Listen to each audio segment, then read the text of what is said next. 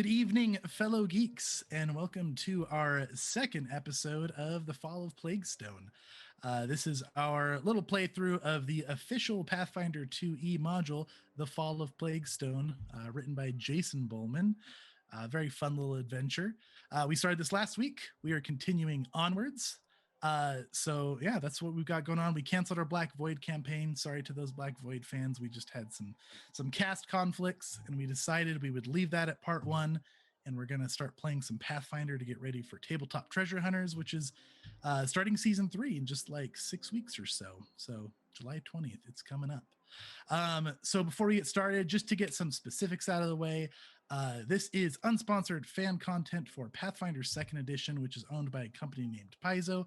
We are playing in their module, The Fall of Plaguestone, and their setting of Galarion. So many of the characters, the rule sets, the deities, the locations, etc., are all part of that world. And thank you very much, Paizo, for a great game. So before we jump into the adventure, let's go ahead and let's let our cast introduce themselves quickly, because we have some awesome players with us tonight. Bill, go ahead and start with you. Tell us about yourself. Hi, I'm Bill. I'm from Escape This Podcast and Solve This Murder and Play This Game and a bunch of other dumb stuff with the same naming structure. You can catch everything that I do at consumethismedia.com, but I'm excited.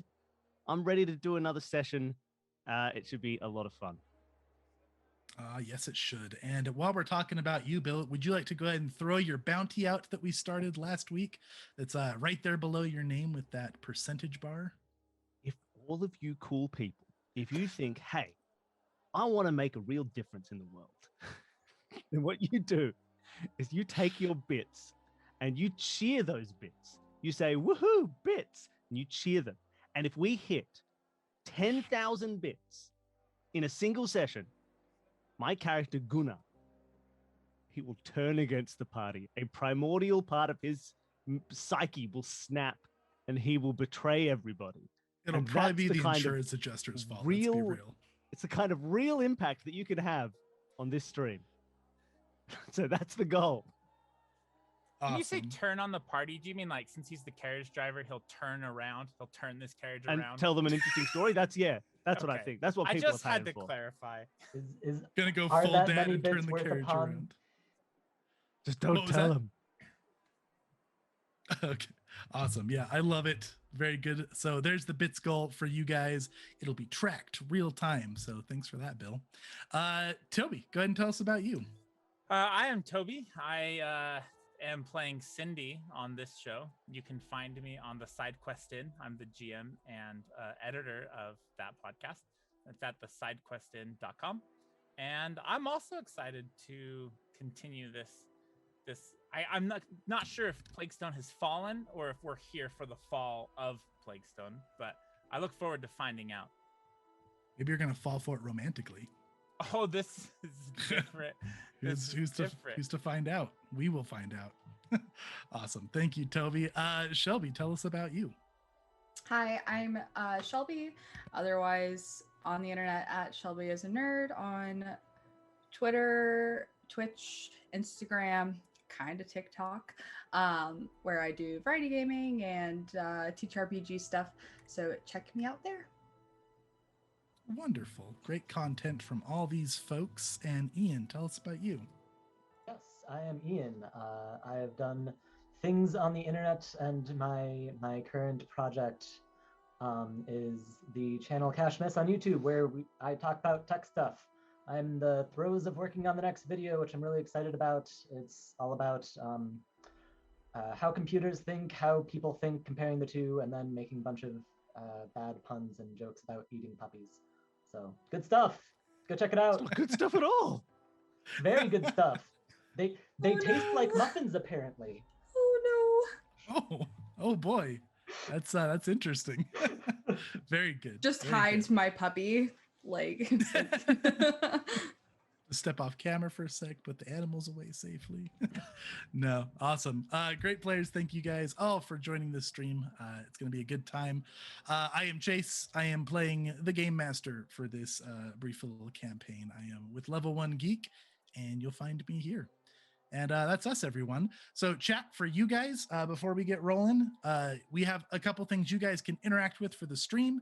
We have our usual affirmation bar, which you can see right below the map there.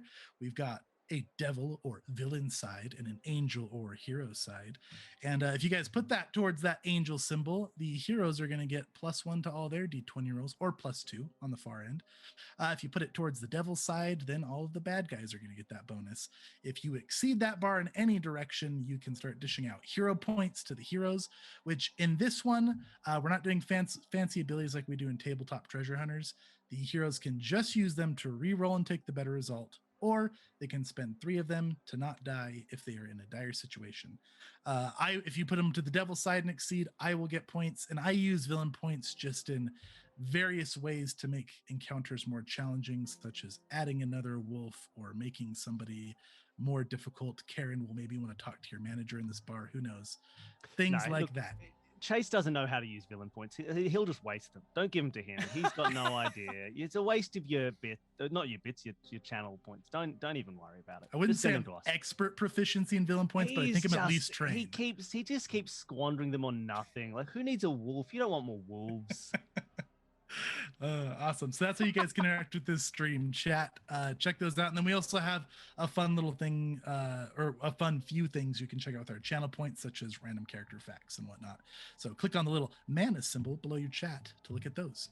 And that's it for us and the stream and you guys. So without further ado, let's hop back into the Fall of Plaguestone. And Toby and Bill have kindly volunteered to give us a recap from Cindy and Giles.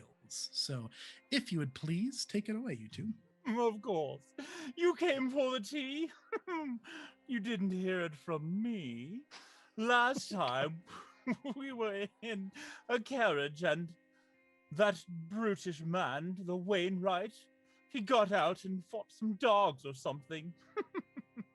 A really big one, mind you. Is that right, Giles?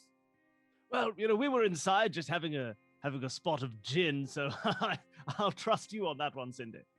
Yes, and then after the wolves, we got to this town. What was the name of it again, Giles? Did you write it down? Yes, ma'am. I believe it's called Etran's Folly, although the locals call it Plaguestone. Oh, I think yes. due to the Plaguestone. They serve porridge. It's like some sort of prune porridge, is that right? Turnips, ma'am. Turnip! Oh, dear me, of course. Turnip porridge. We went inside, and there was a goblin and some rude fellow that we quickly dealt with. Turns out this town loves fortunes, as Evelyn was out there reading them, and we played some tunes, and something or another happened, and a bar fight is breaking out. Sounds good to me. There's names here and there and key players, but who needs those? That was pretty spot on. Thank you very much, Cindy and Giles. So, yeah, let's go ahead and return there to this kerfuffle that was just about to start. You guys are all inside the feed bag, the local tavern here. You were chatting up locals. Evelyn was telling some fortunes. Sakura was checking out the building and writing up some reports for Delma, the owner of the tavern. Cindy was outperforming Flank the Bard with her 3-stringed lute, making a beautiful performance of music. And Gunnar was chatting up with Bort. And Giles was carrying luggage, I believe, doing general work for Cindy. Giles has a bed on his back that he's trying to get up the stairs. Giles is working on getting a more comfortable bed that was in the trunk the entire time to Cindy's room.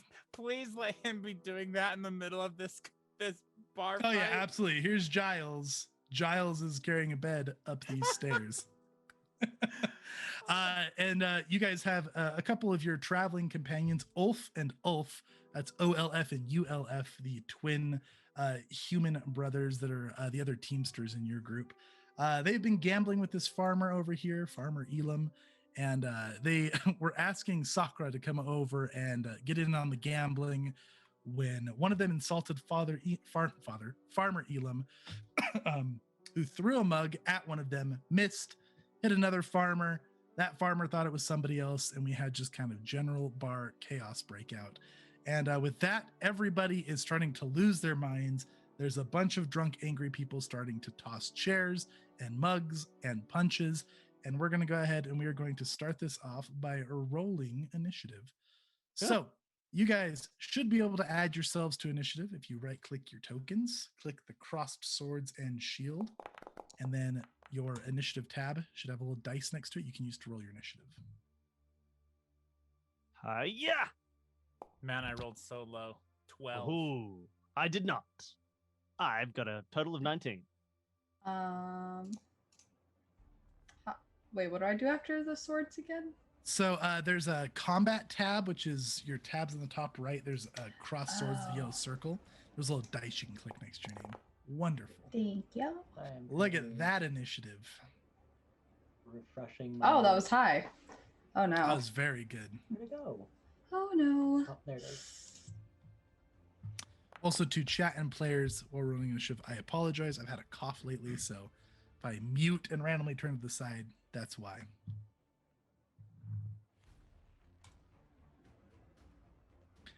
All right. You finding it okay, Sakura? Oh, yeah, I got an 18. 18. Awesome. So I'm going to go ahead and add you into the initiative here. Zoop. And I'll edit you to an 18. Okay, so that sorts it out where we are going to have Evelyn, followed by Gunnar, followed by Sakura, followed by Cindy, followed by the general tavern here of the feed bag. So, Evelyn, people are shouting, people are fighting. You're sitting over here at this table with your fortune sign set up. Yep, I sure am. I believe you just got finished talking to Sakura, so nobody's currently sitting at your table. What are you doing? Okay. Sorry, once again fixing my Foundry music because it just keeps going very loud. Oh no, I'm so sorry. It's okay. Evelyn is, she's gonna probably just sort of like very delicately, like she's watching, she's just gonna like pack up her things. Just very slowly, like while she's watching, and just sort of like pack everything up, and like she's just sort of like looking around, observing what's happening. And she's not actually gonna spend like any spells or actions or anything. She's just gonna kind of observe what's happening, this like odd behavior, and get all of her stuff together so that nothing gets ruined. And Very that's, good. that's how she spends her turn. Okay, so yeah, you start cleaning up your fortune-telling setup, and that makes it Gunnar's turn. All right. So, give me a rundown. So this fight has broken out. Yes, it's just devolved into utter chaos. Ulf and Ulf are starting to throw punches. You haven't seen any of your other traveling companions currently fight. Bort looks up and kind of just grins and shakes his head. Hells, look at this lot. And so these people on the table next to me, these four lovely doppelgangers, are they in the fight yet? Are they cheering it on? So these ones have stood up, and it looks like they're getting ready to just go start throwing punches. They're not fighting each other currently. Okay. But they good. look quite ready to fight. They look sloppy drunk and ready to brawl. All right. Turnip ale is some strong stuff. Well, Gunnar's going to turn to Bort and say, "Okay, Bort, you just stay seated. If you need to get out, please get out. You don't want to. You're an old man. You don't want to break your hands on these people's faces. So Who are calm you down." calling old? I'll be sitting back and enjoying the show. You go do what you want to do, but any of your injuries aren't going under my liability. Oh, that's all right. I won't get any injuries. And Gunnar's going to move up to some of these people. I'm not going to draw my sword because that is a wild overreaction to a bar fight. So, in fact, Gunnar's sword is probably going to stay here at this table. So I'm not even going to have it with me.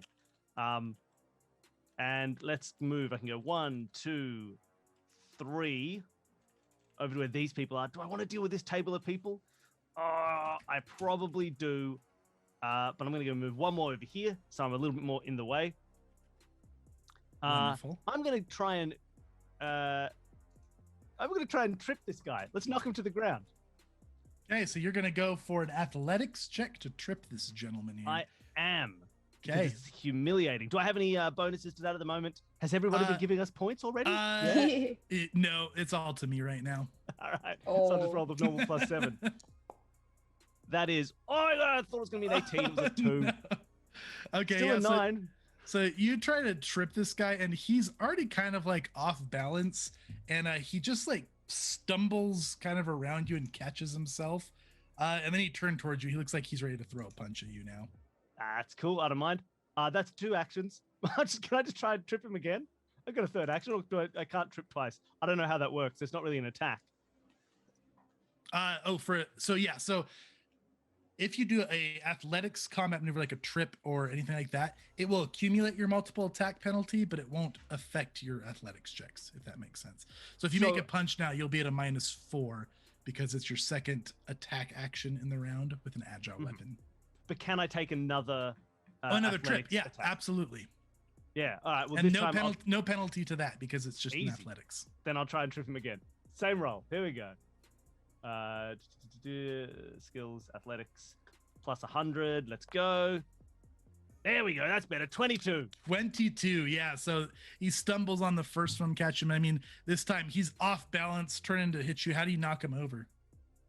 Oh, Gunnar doesn't have much fancy sort of stuff. It's literally I'm picking him up off the ground entirely by the waist and just sort of tilting him until he's 90 degrees and letting go. Are you dropping him like on a table or a chair or just on the ground?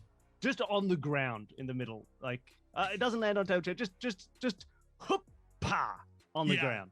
For sure. So, you pick him up, you drop him. His head just hits the ground and Oh no. he kind of looks like he starts to get up and he just collapses. He looks like he was already mostly out of it from being so drunk. He's down for the count. Critical success. No. Wrong. Yes. Oh, good. Then he takes 1d6 bludgeoning damage as well. Yeah. He is down. Good. Get out of here. And Gunnar goes, oh, let's go. This should be fun. Very good. And so you moved to athletics. That was your turn, correct? Trip. I'm done. Awesome. That makes it Sokra. Oh dear. And I was just talking to I forget her name. The owner of the Delma. Oh dear. I was just talking to Delma and they're so far from their deductible too. I start moving chairs out of the way of the fight to minimize the damage. Get out of here. So you start sorting chairs. Yeah, I'm just moving these chairs just out of the way. I'll use all 3 of my actions to that Start chair, stacking them. that chair. Maybe push the table back once Evelyn's cleared off a bit. Evelyn and Sokra start cleaning up and taking care of stuff. Oh, good work, Sokra. Hit him with that chair. Pick the chair up and hit him. It'll be great. Oh no, that would Good idea. No, it's a very smart not idea. Hit him with insured the for chair. that kind I of love it. damage. Yes. No, it's a good. Yeah, whack it with it. Break a chair. Oh, their premium is going to go up so much. So good. Anything else for Sokra this turn? Nope. Okay, Cindy. People are brawling. This table right here is brawling. Flonk is not getting involved. Ulf and Ulf look like they're getting ready to gang up here on Farmer Elam, who's like making rude gestures at him, cursing at him. Are these individuals, or are we saying they're groups of patrons fighting? No, each of these are an individual. There is actually this many people in this tavern. Then step 1, since Cindy is actively playing the 3-string guitar, I'm going to do Inspire Courage. Okay. We have a fancy new mod for that in Foundry, so you guys can go ahead and enable that on your own tokens. You just right-click it and click the music note. Then I would like to, I'm going to stretch this a little bit. Are these people hostile towards Cindy, or like unfriendly or friendly, or yeah, neutral? they're pretty unfriendly towards everybody right now. But not hostile towards Cindy? No, nobody's hostile towards Cindy yet. She doesn't have like any attention. I would like to use the request action to request this gentleman to the right of Cindy to go flank and help Gunnar to give him bonuses. Okay, I love it. You there? Go help my friend. Roll a diplomacy. You got it.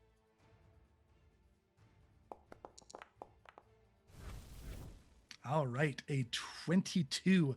Yeah, he's like tussling with this one right now, and they both like have each other kind of grabbed by the shirts, like chesting up and shoving each other. And they both let go and like turn towards you a little bit confused. And the one nods. Did I have to say it again? Anything for you, pretty lady. You got it. And he's looks like he's gonna go stumble towards that way over here. Where's Giles? Giles is right here carrying a bed up the stairs. Giles, what's taking you so long? It's quite large. This bed. Well, hurry up! There's a bar fight. Oh, yeah, of course. Would you prefer me to take the bed away from the fight, or put myself into it? I don't want anything to happen to my bed. Okay, I'll go up the stairs. Bye. Hurry up. Yes, of course. And then I would like to cast guidance on Gunnar. Ooh, he's too far away. God, I thought you were going to say Giles. Oh, that's so funny. Guidance to carry the bed faster. I want to do request again, if that's okay. Absolutely. Would you say that Ulf is pretty friendly? Oh yeah, Ulf is definitely friendly towards you. This is Ulf with a U right next to you. Ulf is over here. I want to make a request to Ulf over here. What are you doing there, Ulf? Go help them move tables or something. Okay, go ahead and roll diplomacy. 26. Oh, Cindy, but I the don't fight! like to repeat myself, man. He insulted my mother. You're done fighting. Yes, ma'am. I don't know. That doesn't seem within his nature.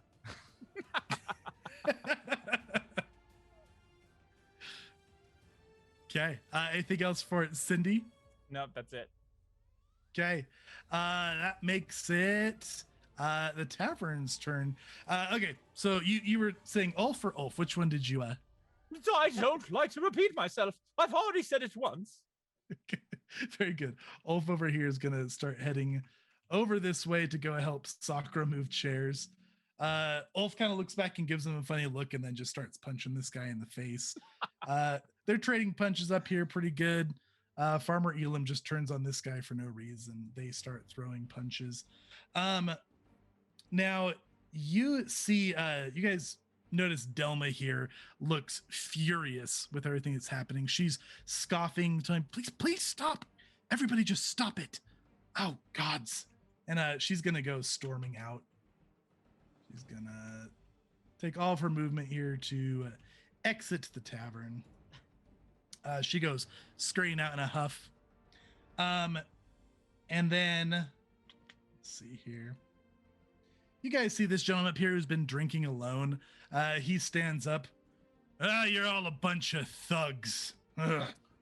He goes walking out this back door here. You guys see this gentleman leave. Did he leave his cup?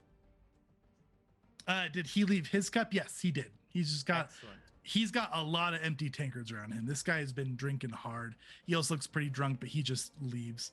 The rest of the bar kind of starts just breaking out in a fight. Somebody tosses a mug and it catches Trin, the server of the feed bag, just right in the head. You hear her yelp and grabs her head, and she looks like she starts crying. There's a little bit of like blood trickling down her forehead, and she goes running out after Delma. Who threw it? Who threw it? It was Who this guy right over violence here today? was trying to All throw right. a mug at Ulf and just completely missed, and it just caught Trin on the head. Like he goes like, who do we gotta go get? Yeah. Because that happened right in front of Evelyn. She wasn't pissed until then. And then you guys see this door slam open and you hear just this squealing scream, chaos! And you guys see Finnick just go legging it out as well. Looks so panicked. This whole bar vacates in a bar fight? No, just those four. The rest of the people are just fighting. Colin Rowell is kind of taking the same approach as Evelyn and Sokra. He's trying to kind of protect like the tankards and the bottles of ale, and he's trying to put things away and reduce the damage. Okay. This farmer that you request over here is going to come over here and tussle up with one of these guys that was going towards Gunnar. Gunnar, a couple of these gentlemen here are going to advance up on you. This one over here is going to step up to the table. He's going to grab a mug and he is just going to throw it at you. Miss. What are you going to do? I'm no longer affirmated. It's to you guys, but I rolled really well. It's an 18 versus your armor class. Oh, it just hits. Unless, no, I don't think Inspire Courage gives me an AC boost, does it? No. That's a different Then, no, that bard just performance. Okay. So you are going to take a whopping 4 bludgeoning damage. He gets you spot on the forehead, just right dead Rough. center. You can hear the tankard crack a little bit. The ceramic, it drops and handle breaks off. This one over here is going to move up. He grabs a chair and is going to swing it at you.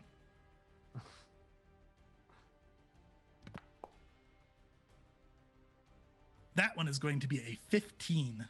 No, that chair swings in and Gunnar just gunk, catches it in midair and looks at the guy. Yeah, he's like still holding onto the chair and he looks a little bit concerned. And this one looks like he was going to go throw a punch, but got tied up by this farmer that Cindy beckoned over there. And that's it for the tavern's turn. Evelyn, it's your turn. Before you take your turn, chat has requested a random Evelyn fact if you would like to share one with us. Yeah.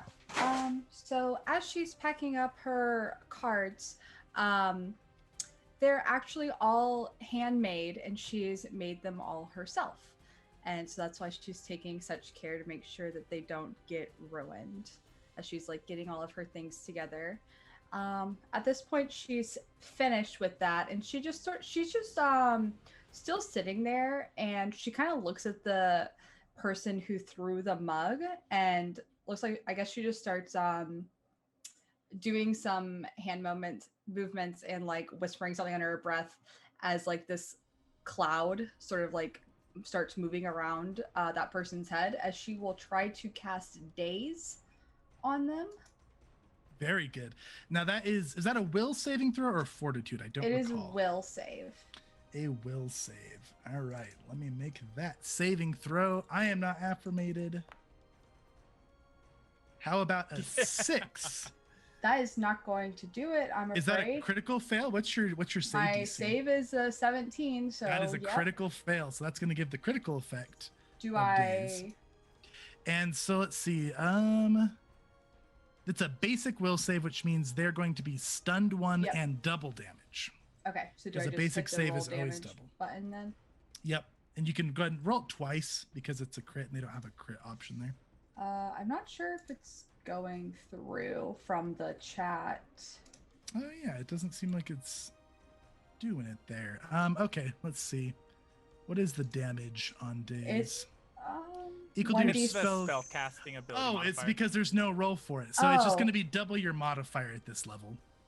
So that my spell attack. It's you're a charisma base, so it'll be double your Okay. charisma modifier. Okay, my charisma modifier is 4, so 8. Okay, yeah. So what does this look like when you cast that spell? Yeah, so it's sort of just like she just is kind of like sitting there and like staring at him very creepily and like just like muttering under her breath, and like this cloud, like sort of like a storm cloud, just like poofs out and it's just like swirling around his head. And probably since it like critically failed, there's like lightning going off in it, and it sort of just deals this mental damage. Yeah. So he starts grabbing his head.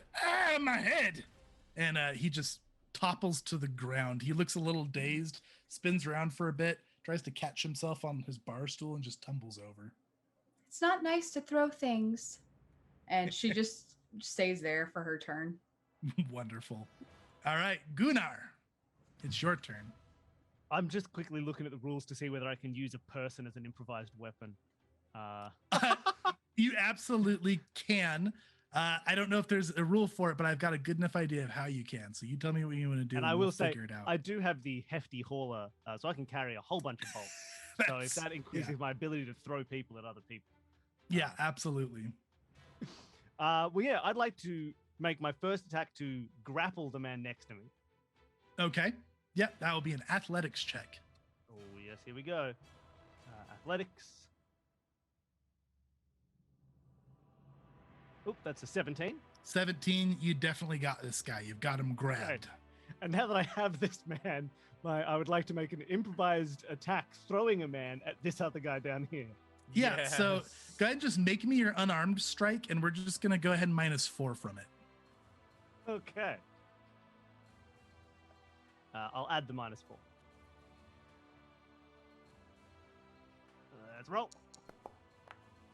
Oh, nice. Yeah, that's going to hit. So go ahead and roll me a D12 plus your strength mod for this one. All right. I'll just roll a chill D12. Boop. Oh, only a 2. My strength mod is 4, so that's 6. Okay, 6. Yeah, so you toss this guy into this guy. They both collide. They conk heads. They both stumble over. They don't look unconscious, but they are grabbing their heads and look pretty hurt. All right. And for my next action, I'm gonna. Do I want to move anywhere? I probably do. Oh, I know. Gunnar's gonna use his movement to stand on the table, and he's then gonna turn to everybody and say, "It's over. I have the high ground." Wonderful. Make me an intimidate for your last action. Sure. That's just intimidate. It's not very good. Do I get a circumstance bonus for having the high ground? Oh, I got a 20. A nat 20 is pretty good. Yeah, people just saw you just throw this man into this other man. You were all supposed to be the chosen one. This one on the ground kind of almost helps you. Oh, God, he's so strong. And everybody kind of like goes quiet for a minute and just looks at you, and they kind of pause their fight. And everybody starts kind of settling down. People kind of throw their hands up in the air. A couple people get like one last good punch in on whoever they're fighting. But everybody kind of generally sits down and goes back to their drinks. The high ground. And we will go ahead and we will be out of initiative. What are you guys doing? Apparently answering random facts. Do we have more random facts? 4 of them, I think. All right, let's see. Who do we got queued up? We have got... Did you catch him, Toby? Yeah, Giles, Sokra, Cindy, Gunnar. Awesome. So let's start with Sokra. Give us a character fact, will you? Okay. Does it have to be a character fact, or can it be a fact related to the character, but like not like in character though? Yeah, no, either one would work. Okay. This is actually my 3rd insurance adjuster. The first one blew himself up. How?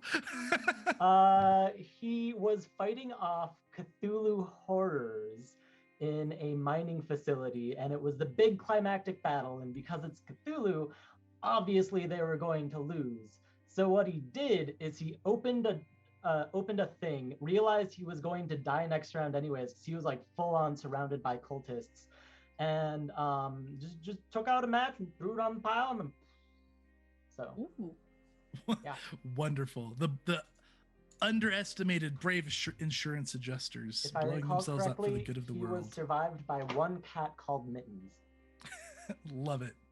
Very good. Ian then 8. Ian then 8. Okay, we had one for Giles. Toby, I'll let you decide if you want to give Bill creative freedom here. If you want to take it, Giles is your servant. No, let's let Bill take the random fact about Giles. Tell us something about Giles, Bill. A fun fact about Giles is that his favorite food in all the world is peaches. He loves peaches. He has only ever eaten one peach. He's never been allowed to have another, and he's built them up in his head after having one peach at the age of 22. And from now on, he's put all other food unfavorably against that single peach that he ate, and he has not had one since. That is beautiful. Thank you. Toby, we got one for Cindy. Yeah, I'm gonna not do this one in character this time. That's totally fine. Cindy actually, so she grew up in a very noble, high class family in Taldor, Opara to be specific, and Giles has been with them for her whole life. She actually gave him a peach, his one peach he's ever had. And she uses that as like a thing. Like if he does enough or does good enough, he'll get another peach. But he's never gotten another one. So he's working towards this peach that she tempted him with. Oh, she doesn't even pay him anymore. So good. Oh, lovely. And Bill, we got one for Gunnar. Well, Gunnar once had a pit. No. Gunnar's fact. If you want to know more about Gunnar, Gunnar is massive. We all know that. His father is not, nor is his father's father. They're both men about 5'6". So Gunnar was a bit shocked and didn't really know his place in his family until he found, buried in the attic of their little house from which they run their wainwriting business, he found his great-grandfather Eric's journal that he kept when he was traveling before he became a wainwright, and he found out all about his great-grandfather, who, like Gunnar, was about 7 foot tall, massive, huge guy, and it's his sword that Gunnar carries around, which he also found hidden up in the attic. And so since then, he's been trying to, he's sort of found his place in the Wainwright family and is trying to find out anything he can about his great-grandfather that his father doesn't really like talking about. Wonderful. Love that. Very good. There you go, chat. There you have your facts. Thank you for the channel points and for the viewing. Okay, so back to this scene. The fight is kind of settling down. People are going back to their seats. There's a couple of unconscious people. You guys see a woman come running out of the back of the kitchen. You guys met her briefly, or she was at least present when you guys were unloading the carriages. You heard her introducing herself as Amora. She is the cook for the feed bag. She's going to come out. Colin Rao, make sure you get these unconscious folk loaded up.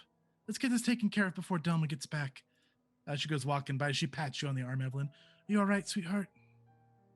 Oh, I'm quite well. Very good. Was that you casting some magic there? Oh, it's Just taking a peek from the back room. If it's not allowed, then no, it wasn't me. But if it is, then yes. She smiles, as long as you didn't hurt no one too much. Uh-huh. And I've got some official art for Amora here from the module. Ooh. For those at home and players. Nice. All right. So Colin Rao kind of nods and starts gathers up the couple of unconscious people and is starting to drag them to a safe place where they're not going to get stepped on and whatnot. He tries patting some of their cheeks, seeing if he can get them to wake up. And as the chaos is settling, you guys see Delma return. She comes walking back into the bar, and she is followed by a gentleman with some nicely trimmed facial hair, short dark hair, human man. I've got some official art for him as well. And he's got a little turnip badge on his leather vest here that he's wearing. Looks like he is wearing some light hide armor, or not hide armor, leather armor, kind of leather vest over his clothes here. He is armed. He comes walking in kind of with an authoritative walk. All right, what's going on here?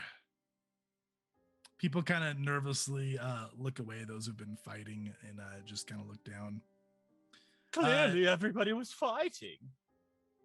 Delma's going to kind of gesture towards Ulf and Farmer Elam.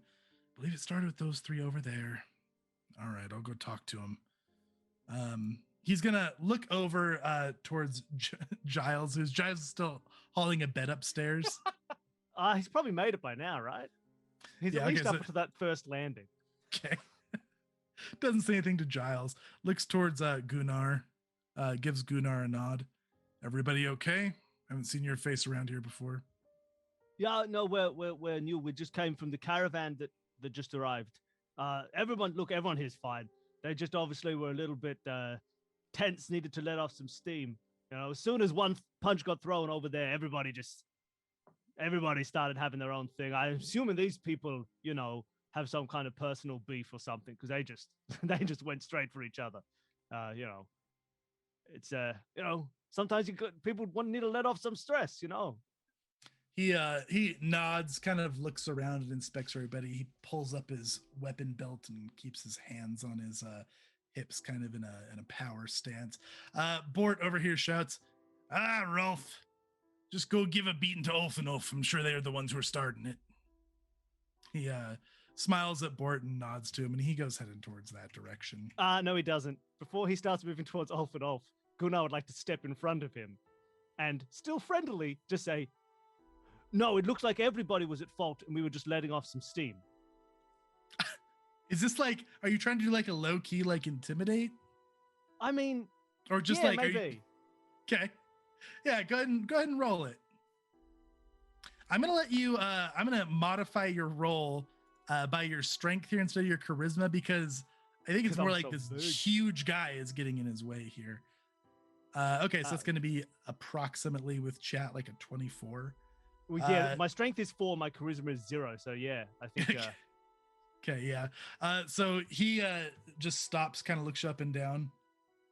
All right, well, everybody's under control now. Looks like everybody's calm. Took a hit there, and he points at his own forehead. If you want my opinion, it was this Flonks playing that caused everyone to be on edge. I did no such thing. I wasn't playing any insightful music. As play? Well, it did make the vibe quite tense.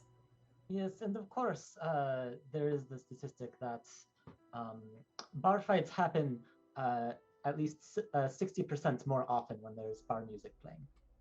She was playing some wicked music on those 3 strings there. I was playing a beautiful ballad until she started hyping things up like some kind of crazy party. Cindy will drop her lute and let it disappear. What 3-string instrument? The guy kind of looks over. I don't see one. Listen, everybody just behave. All right, we're all neighbors and friends here and passerbys. Passerbys, don't go make any trouble. We won't make any trouble for you. Let's just everybody act like damn adults. He's gonna nod at Delma. Just let me know if there's any more trouble. I think it looks like it's settled down. Delma nods and she pats him on the shoulder. Thank you, Sheriff Carly. He'll nod and he'll go leaving. Wait, he's the sheriff? She called him Sheriff Carly. Wait, got a Sheriff. turnip badge. Cindy will walk up to him. No. Can Cindy walk up to him before he leaves? Yeah, he'll pause. She shouts. What did you say your name was? Rolf Garley. He'll hold out her hand to shake your hand. Oh, she'll stick her hand out like not princessy. shaking, like princessy. Thank you. I couldn't think of the term. I'm like, dude, I'm just like. I don't know if that's punching the term, camera. but you know. So you're trying. Are you like just being like high class, or are you trying to be like charming? Like high class. Like okay. She just expects this. I love how you put your hand right up here. Yeah, he'll grab your hand and he'll shake it. Oh, that's a quite nice badge you have there, Rolf. Thanks. It's kind of the unofficial authoritative badge here. We grow turnips, a lot of them, good ones. How do I get a badge like that? Get voted in by the city council. I don't do voting, dear. And she'll walk away. All right. Giles! Yes. What do you need? Have you finished that bed yet? The fighting is done. You've missed it. Just a few more steps. Get a little higher. Pivot. You guys hear Bort shout from the table. All right, everyone in my crew, please come sit at the table. Dessert's on me. I've been told the turnip porridge is almost ready. It's on me. All right, let's go. With the sudden attention being drawn towards poor Giles, Sokra will look over and be like, "Oh no, you're going to scratch the wall. Hold on," and run over there and help Giles. Very good. Yeah, with 2 of you, the bed moving goes much easier, and you definitely mind the walls. I have to ask though, why didn't you take off the mattress? Well, didn't want to make 2 trips. You know what they say. I mean, Never make 2 trips. if you're not careful, you're going to be making a 3rd trip to the hospital. Well, you know, if I am careful, I'll be able to make 1 trip and avoid Cindy's terrible wrath. Is this something that you've had to incur upon yourself before? Does she often get upset over bed-related incursions? No, never. Everything's fine. And Giles goes dear. faster with the bed. Giles is like, everything's fine. Bort yells, Everything's just peachy. Oh Tran. no. Oh no. Hey. Trin, around a seed cake here to go with the porridge. Delma will come walking over. It looked like Trin got hurt. I saw her running off home on the way out. Sorry to hear that. Hope she's all right. Well, could I have you fetch it for me with the porridge? Around a seed cake for everyone. Oh, how disappointing. Get me my food, please. Delma will nod, of course, and she'll go start working on getting his all of the porridge and the food. It looks like Amora is now bustling and helping serve people as well. Are you guys gonna gather around Bort, or any of you guys gonna be continuing to do your own things here? I believe we'll kind of like shuffle over there. Okay, he pulls a bunch of chairs over. Down, He's like making Yeah. room for everybody. I Like to tell a grand tale as we get the porridge ready. Everyone gather around. I'll muster a good one. Can I go look at that drunk guy's table? Has it been cleared yet? It has not been cleared yet. Did he leave anything of his possessions laying around on accident from his drunken stupor?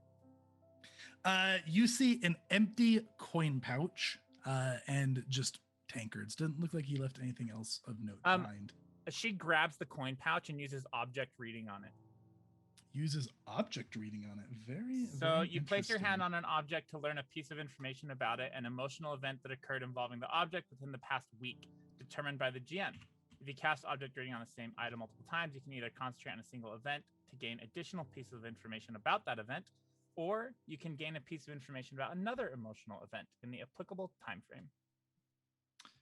Very interesting. Okay. Sorry, I'm just catching up on the spell here. You're stalling for time. We know. Oh no, I mean I definitely am.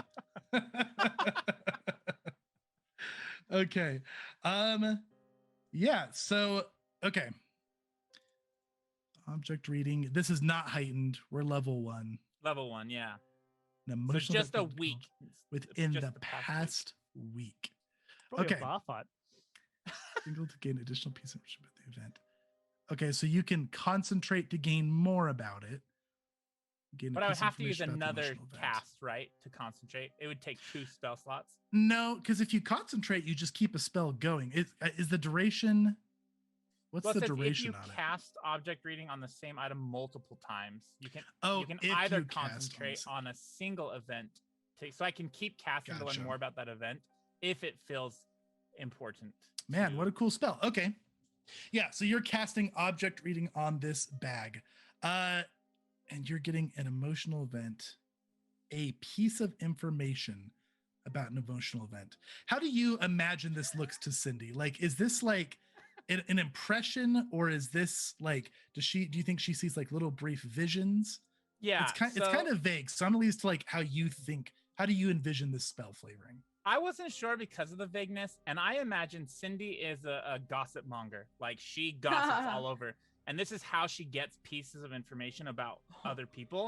And they're like, how did you know about that? She just like uses this on people's belongings to learn stuff about them. She's like, "I just maybe touched a stuff." glimpse of that.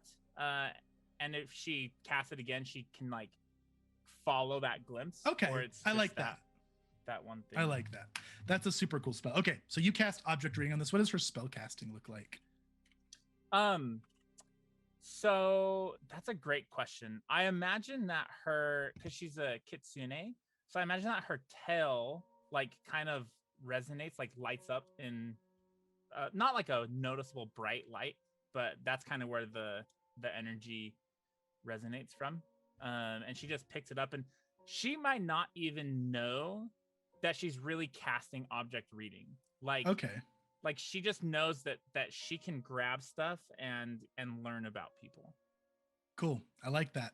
Okay. So you grab this coin pouch and you have like this brief like flash of an image. It's just like in the back of your mind.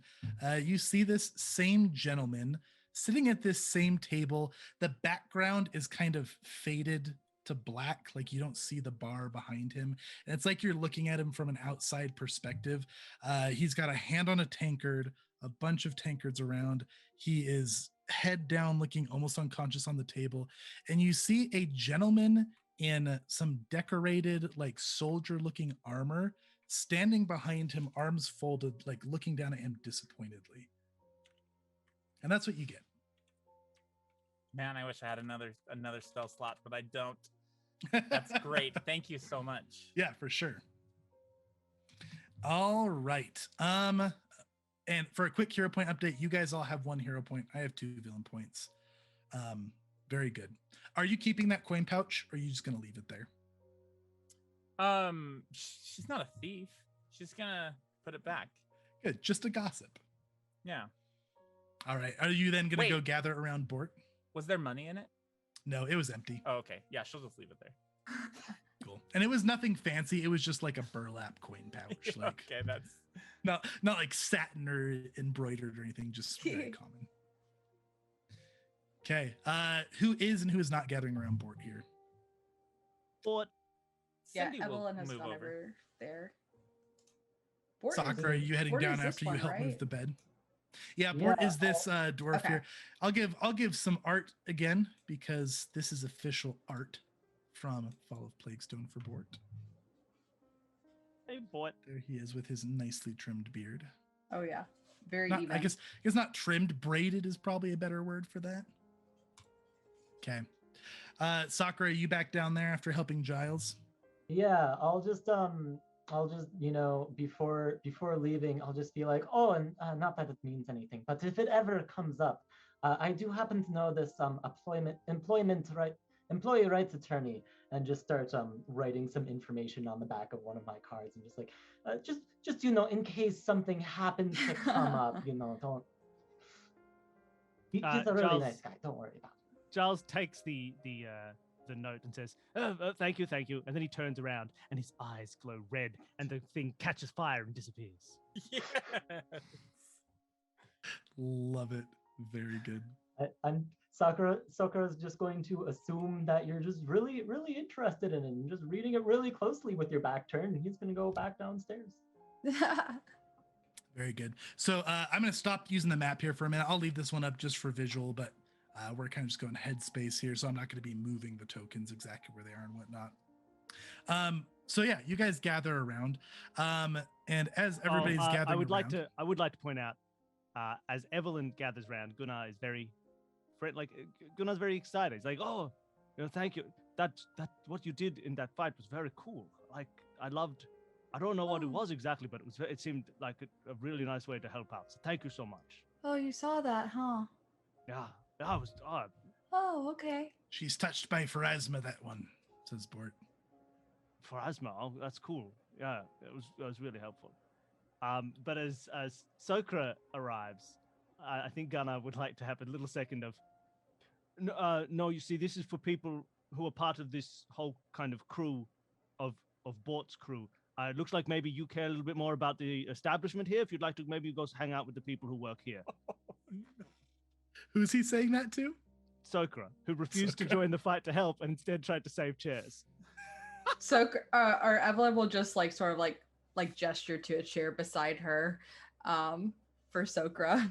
Yeah, Sokra, why don't you take that chair and go pack it away? Oh, is by the way, Gunnar, are you done with that paperwork yet? Don't worry, you don't have to fill it out twice. The same set of forms will work for both bar fights.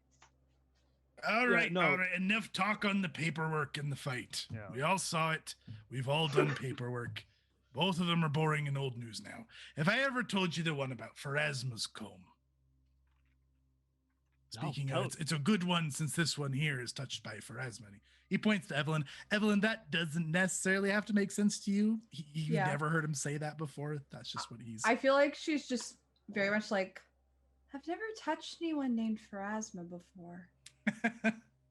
And as he's starting up this story, Amora and Delma bring plates of this burnt seed cake. It looks kind of like poppy seed cake if you've ever had it, but with just little seeds in it. It smells very good and warm, though it looks like it's maybe a bit overbaked. Like it looks a little too dark and crispy. And then they also bring little purple bowls of this turnip porridge. They put a very large bowl in front of Bort. And he rubs his hands together. I love this stuff. Delma kind of smiles. He really does. That's why he gets the extra big bowl. All right. So, Pharasma's come, but before you do, everyone take a taste of this porridge. And he takes a big spoonful and gulps it down, smacks his lips. He loses like all grace here, licks his lips, gets it out of his beard. Isn't that the most delicious stuff you've ever had? And it is like slightly sweetened mush. It's not actually that incredible compared to things you may have had. Unless your character's like slightly sweetened mush. Is Delma still there? No, Delma's walked away. Huh. I was expecting something different, I think. But No. it's it. Just let it sit. It gets better with every bite, and he takes another big bite of it. All right. So, Pharasma's This is so good. Maybe we should call you Borscht Bargeth. I don't get it. Instead of, because it's like borscht. Like it's like borscht. And your name's like Bort. It's almost the same. That's go a on, good please one. tell your story. I like it. Right. Is it good? Cindy will eat some though. Does it taste good? It's like okay. Like he's probably hyped it up too much, but it's Okay. not bad. Can she take a taste and then cast prestidigitation to flavor it? Yeah, 100%. She does that. Okay, very good. Yeah, he doesn't Is seem the- to know what you're doing or anything. He doesn't seem Excellent. to care. Evelyn more like than a sort of pound? get, huh? Is Probably there more than a not. pound in this buck? Let him tell his story. No, what did you say, Evelyn? I said Evelyn will sort of look at Cindy and be like, do that to mine. She will. Absolutely. Okay. She tries to Flavoring do the it like porridge sort of back like and forth. sneakily. She's like, can you know? Of course, dear. No one will hear it from me. See, truly magical. Now, Pharasma's comb. One day while crossing the waters of Lake Incarthen, my boat was set upon by a mighty storm. The ship capsized. As the sea took me, a crafty merchant and myself grabbed hold of one of my treasured lockboxes as I slid beneath the waves, only to wake up in front of Pharasma herself, the great goddess, the Lady of Bones. I was about to be judged. Alas, the Lady of Death could not decide my fate because her hair was being tousled by the storm winds that brought me there before her. Not wanting to be inconsiderate, I dug through my lockbox and I found just a simple but elegant silver comb that I had been storing. I gave it to the lady and helped her tame her hair. She was so impressed by the gift that she returned me to this and my entire crew to the shore, completely unharmed. And that's the time I met a goddess. Oh. Evelyn just points to like her hair that's floating around. That's why you think that I know Pharasma, huh? I can see her in your hair. He gets kind of somber and just kind of nods. He looks off distantly as if he's got a very fond memory of this. Kind of keeps nodding. You see his face kind of twist to a frown as if he's seen something alarming behind all of you gathered around him. If you guys look back there, you don't see anything out of the ordinary. Then his face starts turning purple. And he starts making this horrible coughing sound. I must Giles! Ugh. Yes. Help And me, then, man. He starts making this horrible wheezing sound. And he grabs his chest and grabs his throat as if he's choking. What do you guys do? Can Gunnar slap him on the back? Try and get whatever food is stuck in his throat out? Yeah, Yeah, you go over there, you start smacking him on the back. I mean, I imagine you're capable of giving him quite a solid thwack. But it doesn't seem to be helping at all. He's wheezing. It sounds like he's breathing, but just barely, and his skin is turning this nasty bluish purple hue. What are the rest of you doing? I think Evelyn would just sort of like, she like closes her eyes for a second and like flicks them open, and they're just like all purple, and she like is going to use detect magic and sort of like Using look detect around. magic, yeah, for sure. So detect magic in this edition is like a pulse around you. Oh, okay. And yeah, you don't sense any magic except for, I don't. Do any of you guys have magical items on you currently? I'm poor. Yeah, Yeah. Poor level probably one not. character. Yeah, you don't. Yeah, you don't detect any magic around here. Okay, Sokra is going to try and draw on the very small amount of medicinal knowledge that he has accrued, and what? Not bad. Do you have to use a hero point before or after you know the success or failure? You can use it after you know the result here. Yeah, that's enough to know that he appears to be poisoned. He doesn't look like he's choking. You see, like the color of his skin isn't just like air restriction; it's something else. This feels like a poison to you. You're not sure what kind. So you could use a hero point if you wanted to try to get what kind, or you could just leave it at that. Here, nobody eat the rest of the was it turnip porridge? Right. What's going on? Is he okay? No, it appears he's poisoned. Does anybody know how to fix Giles poison? does. Giles, help him. Yep, Giles. healing Giles takes fix his poison? poison antidote that he's had the entire time, canonically. And Yeah, people start looking back as it's now starting to cause kind of a scene, and Bort starts like foaming from the mouth, like his wheezing gets more labored, and there's like a foam coming from his mouth nose. He's choking and kind of spewing it all over the table. Does the heal spell affect statuses like that, or just like health?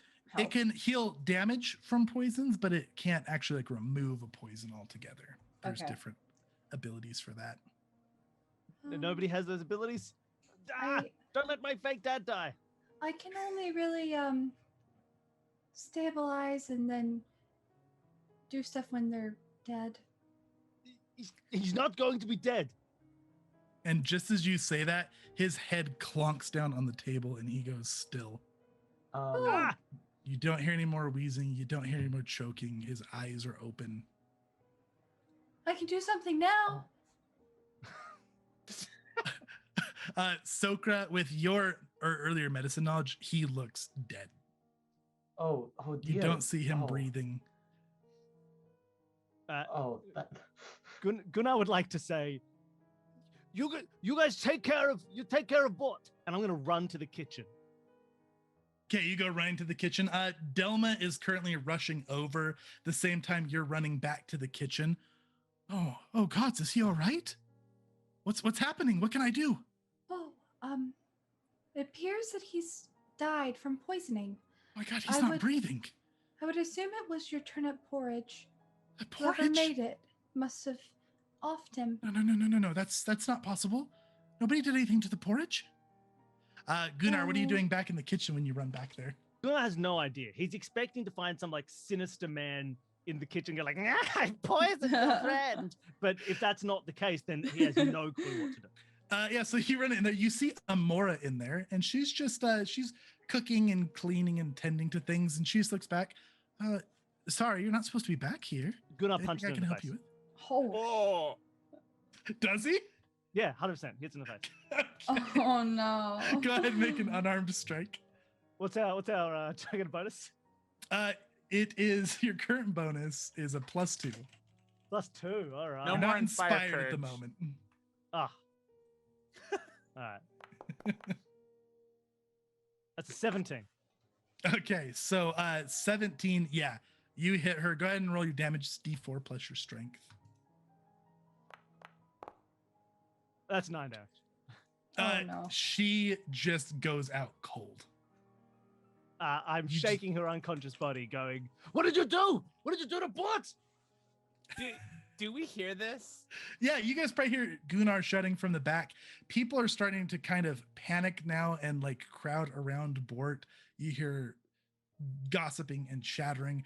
Delma and Colin Rowell are over here seeing what they can do. Colin Rowell's probably going to go rushing back when he hears Gunnar yelling. What are the rest of you Giles, doing? go help Gunnar.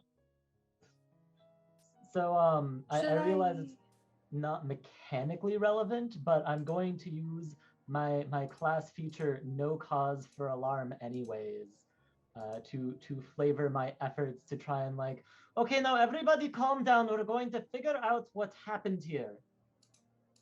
Very good. Yeah, go ahead. That's a diplomacy that you roll, right? That is indeed against the will DC of everyone. Awesome. I love that. And since this is like not an actual combat situation, we're just going to say this is for the whole tavern here because it makes sense. 17. Yeah. You get like this pretty good authoritative just tone here that seems to really jive well with the crowd. The chattering kind of hushes down. Delma is going to nod at you and say, okay, let's everybody keep calm and let's get everything organized. Nobody leave the tavern here. I'm going to go get Rolf. Okay. And then she's going to look at Evelyn. Can you make sure nobody leaves here, please? Me? Maybe get Ulf and Ulf if you need help detaining people. Oh, okay. Okay. And she's just gonna go scurrying out. Colin Rowell is running back here, and he's gonna like try to yank Gunnar off of Amora. Hey, what are you doing? What are you doing? Somebody poisoned Bort. It's a cook. The cook's done something to It the wasn't turnips. Amora. Then it's what? Who else could it be? Some kind of kitchen. We don't even know if he was poisoned now. He's gonna try to like slap you with a 16 versus your armor class.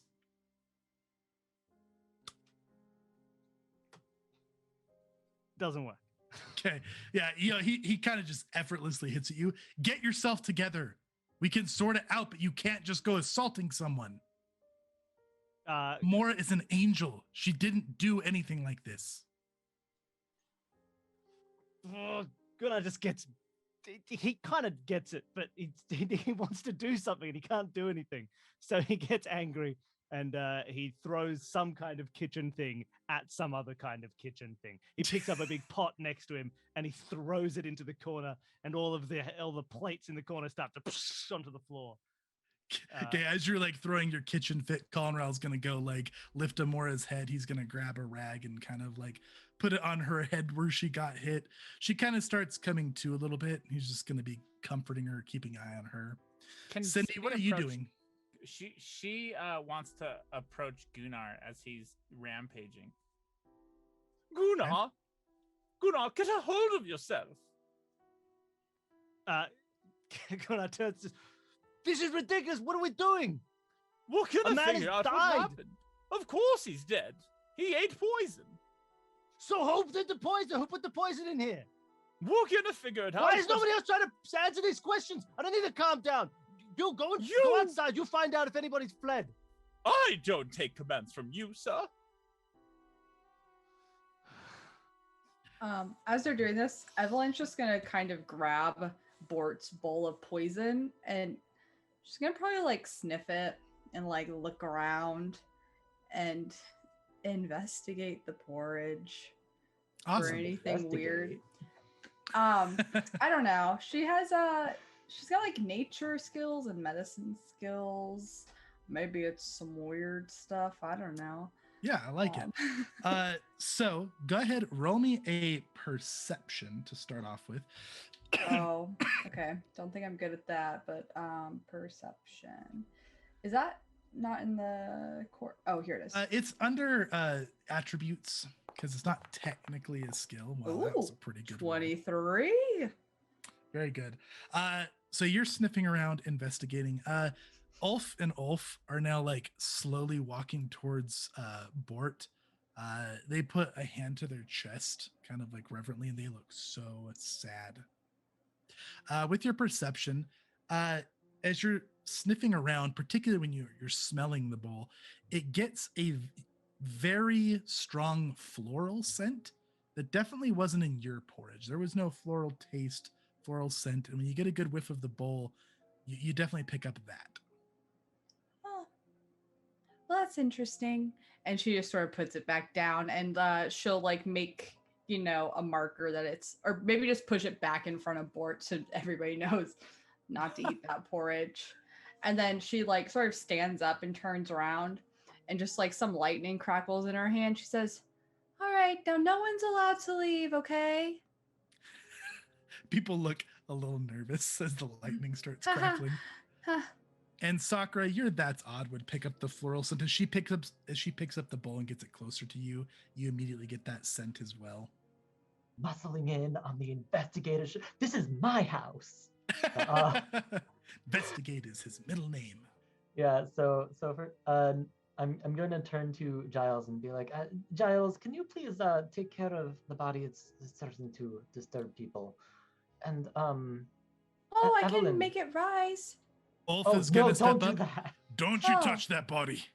I'll take care of him. Oh, very well. That will work as well. Ulf and Ulf like step up very reverently, and they kind of like respectfully lift him together. And Ulf pulls out like he takes off like his overcoat and lays it down for him, and they lay the body gently down. And Evelyn, did you find anything from investigating the porridge? Oh, yeah. There is a strong floral scent, which makes me believe that it was in fact poisoned, but we could have probably gathered that already. But perhaps we can go sniffing around, to see if we can find that specific poison in the kitchen. Yes, hopefully. Can I use that like brief conversation as my investigation via Evelyn? Yeah, for sure. Okay. It Following has that been lead.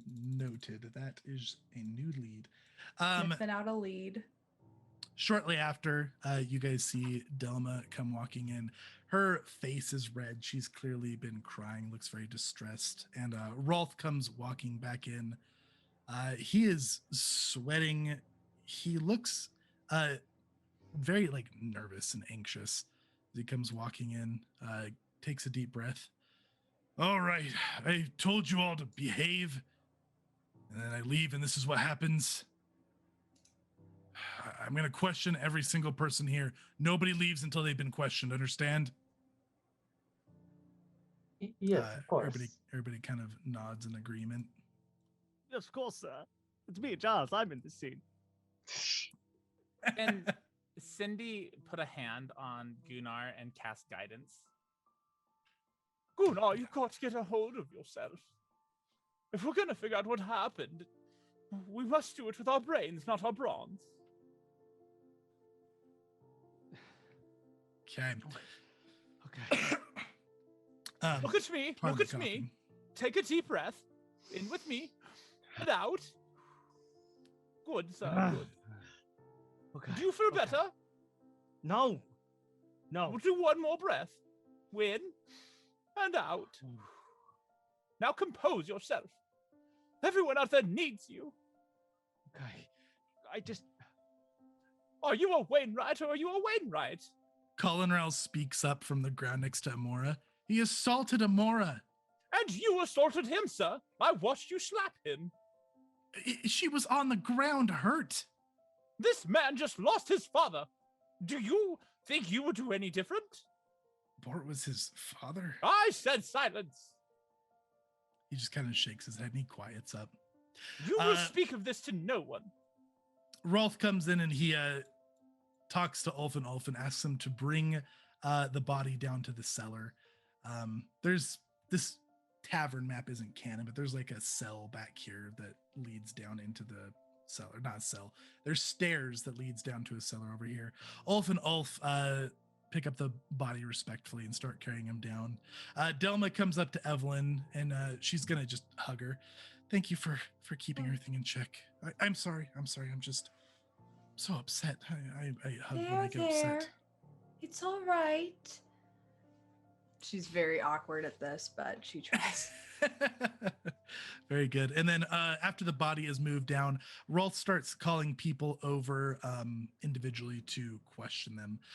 Is there anything you guys want to be doing? We're gonna go kind of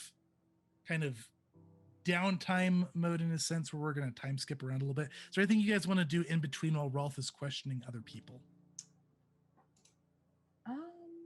I mean, I want to go look in the kitchen, smell around for some of those floral things. Yeah, absolutely. So you're gonna go check out the kitchen. I'm going to assume that while Cindy and Gunnar and so on are having their heart to heart and calm down session, Soker is just gonna walk in and just start like walking up to random bottles and just like. Yeah, for sure. And as you enter the kitchen, that's odd will trigger, and you immediately pick up that scent coming from the direction of a large pot over towards one of the cooking stoves. Oh, it's coming from over here. I feel like so stick much my less head. guilty about my punching of Amora. So much less guilty, you said? Yeah. Very It wasn't good. the cook. It's just the food she was cooking. Yeah, so there's clearly like a good portion of porridge left in there, and you get that strong smell. So is this like a whole second pot of poisoned porridge? It's got the same floral smell. You guys aren't sure exactly where all of your porridge came from or where Bort's porridge came from. Huh. But yeah, this pot has a good portion of porridge left with that floral smell. And I'll And just ours take didn't like have that smell. Okay. just take like a nice big whiff of it. Is this the do any of you know what the Amora's down there? Dear, we'll have to ask her later. In the And meantime, this is relevant. Sokra and Evelyn, you guys can roll either a nature or a craft if you would like on this scent. that's what I was about to ask. Mm. I got that. This is going to be kind of difficult because Evelyn, Oh. net Oh. 20'd on that one. Ooh. I was going to also give. You know what? Sure, I'll use a hero point on it. 'Cause they're there. Why not? Yes. But also, related to investigation. And I'd assume Evelyn, since she was the one that clued me in, would get the bonus from clue in. So it's just a lot. For sure. Yeah. So with your reroll and your bonuses to your lead, you guys are both going to get this. Now, are you guys in your story canon right now? Because anybody who's watching new this week, Evelyn and Sokra are going to be characters in our upcoming tabletop treasure hunters as part of the Foresight faction guild. Do you guys think that you guys are already part of this guild in this point of your story? Not me. Not you. Okay. So you're just you just know things. Evelyn, you've probably seen this around. It's a very uncommon poison. Okay. But you recognize the scent. It uses pretty uncommon reagents. It's not legal because it's pretty potent and there's no practical use for it other than murder. Poison. Okay. And this is called violet breath. Violet breath. Violet breath. Oh, that's awesome. Yeah. So you know that this poison matches all the symptoms that happen. It constricts your airway. It also just damages your body. It's very virulent and eventually you'll either die of suffocation if you can't cure yourself of it fast enough, or it can just tear your body apart. Do I know what the cure is with my roll? So there's no like special antidote for it. Any kind of like antitoxin could help. Magic could help. It's a pretty potent one. Like it's got, for mechanical terms, a high DC. It's just it's a nasty one. It takes a strong immune system with medical aid or magic to cure yourself of it. Okay. And Sokra, you've heard of this as well. I feel like we probably have that moment where we like look up and look at each other and we're both like, oh, Violet's breath. Except you say it, in your own voice. How good are you reading Geeks from across the room? Very good. And as you're looking around, that's all you really get that is standing out here, aside from the fact that there is a mostly unconscious Amora on the floor and Gunnar is seeming very agitated. How much does it take to kill you? Of violet breath? Yes. Not much. This is a consumed poison, so it does have to be consumed. It's not going to hurt you from just touching it. It could possibly harm you if you got injured with it, but it's mainly a consumption poison. Okay. We should destroy this. Dear, yes, this won't do. We need to dispose of this right now. Vibing with Evelyn's thing, so he'll be pulling out the giant stock pot of death, and like, see Evelyn doing the same kind of thing when he gets out. Would we know if we could like burn the poison out or? Yeah, I mean, like if the porridge was stabilize it? destroyed. Okay. Yeah, if it was destroyed, like it's not hard to get rid of. It's just like basically potent herbs mixed together. I'm gonna take a sample. Gonna take a little sample of it for sure. Yeah. Mechanically, if you guys are interested, this poison has an onset of 3 minutes. It's consumed. It's got a DC 24 fortitude save, which is quite high for a poison. It does poison damage and makes you sickened that you can't get rid of until it's gone. It eventually, in the later stages, makes you not able to breathe. And it is a virulent poison, which means it takes extra saving throws to kick it. All right, I'm putting that in my treasure. Very good. Boy, that's better you than Gunnar. Well, I don't plan to use it, but perhaps they might need the evidence. So yes, that is. But I would feel better if we destroyed this. Do you have any magical abilities, or is it all in your brain? Yes, well, to the extent that it goes, I do try to think more with my brain than the ethereal strings of the universe, I guess. Oh, yeah, I don't really use. Well, I mean, I use my brain at all times, but I try to just let the universe guide me.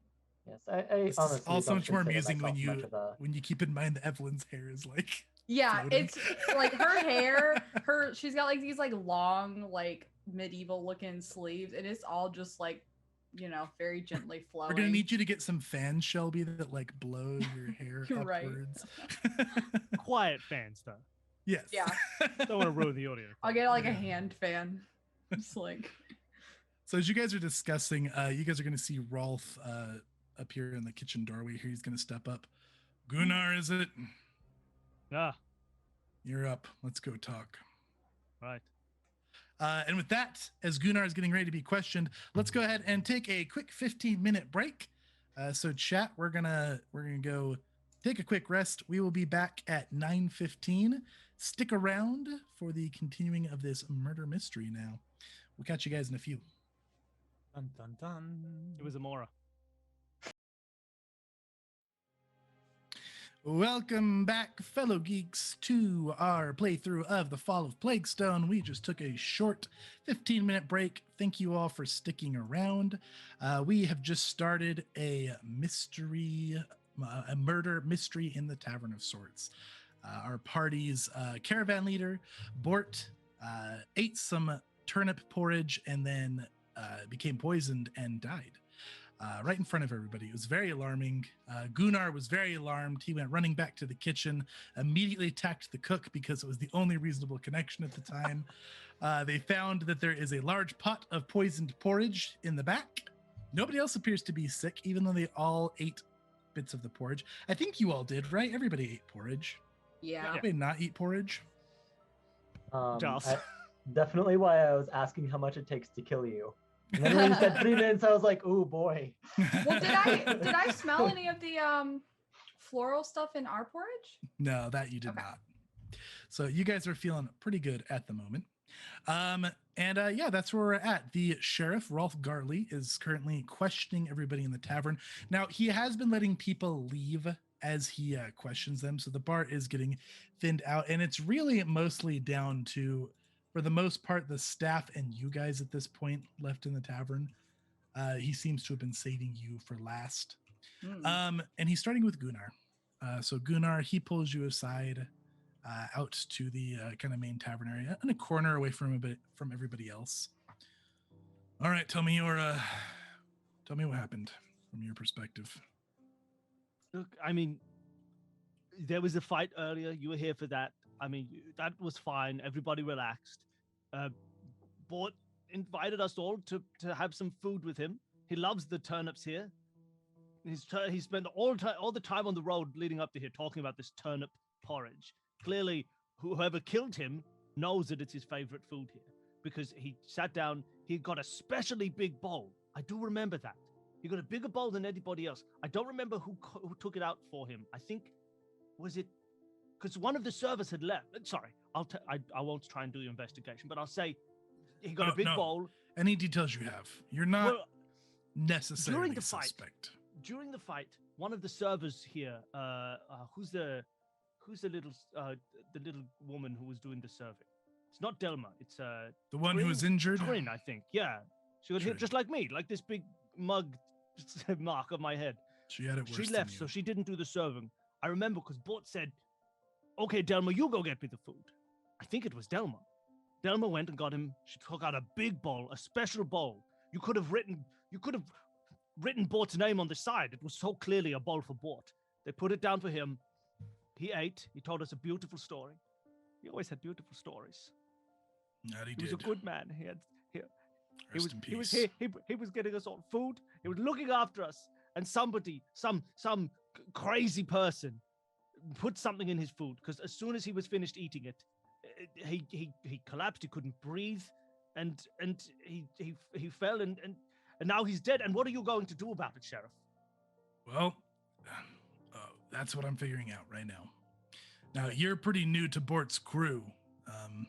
You got along with him okay? Yeah, of course. I'm new to the crew, but I've known Bort for a long time. He's a friend of my father's. That's why I'm here on this trip, and he's the only one who ever he appreciated me for the things that I can do. You know, he doesn't say, Gunnar, put the wheels back on the cart. Gunnar, hold this for your father. He says, Gunnar, take your big sword and kill this wolf. And, you know, he let me be the man I wanted to be. Now he's dead. My condolences. All right, well, listen, you can't leave town until this is sorted out. I won't leave town until this is sorted out. If I'm completely honest, we don't even have a prison here. This kind of thing doesn't happen often. This is out of my wheelhouse. I'm bringing in a lawman from out of town, a circuit judge. Until they get here, nobody is to leave town. The circuit judge will be here in about a month. About a month? What, you going to just wait? You look, I'm telling you, Sheriff, you don't need a prison here. Once you find out who did it, you just tell me their name. Well, you seem like quite the investigator. How about you help things move along? Well, they do call me the investigator of the group. It's clearly my role within this small group of people here. You know, so I'll do my best to solve this mystery. Anything you can do to help it go faster. I would appreciate any information and any assistance, quite honestly. I don't even know where to start here. Well, what do you know about this cook lady? Amora? Yeah, I guess. The one that you allegedly hit. Yeah, the one who was standing next to a bowl of poison when Did you hit her? Yeah, yes, I punched her right in the face. I'll do it again. All right, well, we'll be bringing that one to the circuit judge when he gets here, too. Don't do that. Okay. Well, look, you know, maybe look after your town better so people don't get poisoned and people won't get hit. It's absolutely unconnected. It's absolute. Okay, right. Yeah, all right, wonderful. Well, good. I'll go do an investigation for you. Bye. All right, well, I would like to talk to the others in your group here. Cool, then go talk to them. The ones who were here. You, is it Taka? He's gesturing at Sokra. Sokra, yes. Do you need something from me? Yeah, Lady Cindy, I believe it was. Your servant. He has a name. Eve, Evelyn. Yes. Yeah, all of you, please come talk to me. Certainly. We'll gather you all around.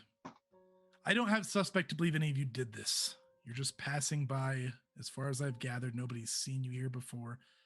I just need you to tell me, and if excuse me, He's any poisoned. of you, if any of you hear anything off about each other's stories, please tell me privately. Where are you all headed? Oh, wherever I please. Well, that's helpful. Okay. Poison town. Ah, Do you have any suspects that you believe it is, Sheriff? Well, possibly. I refuse to And? believe Amora did it, and he's gonna kind of give like a stern stare at Gunnar. Do you want my opinion?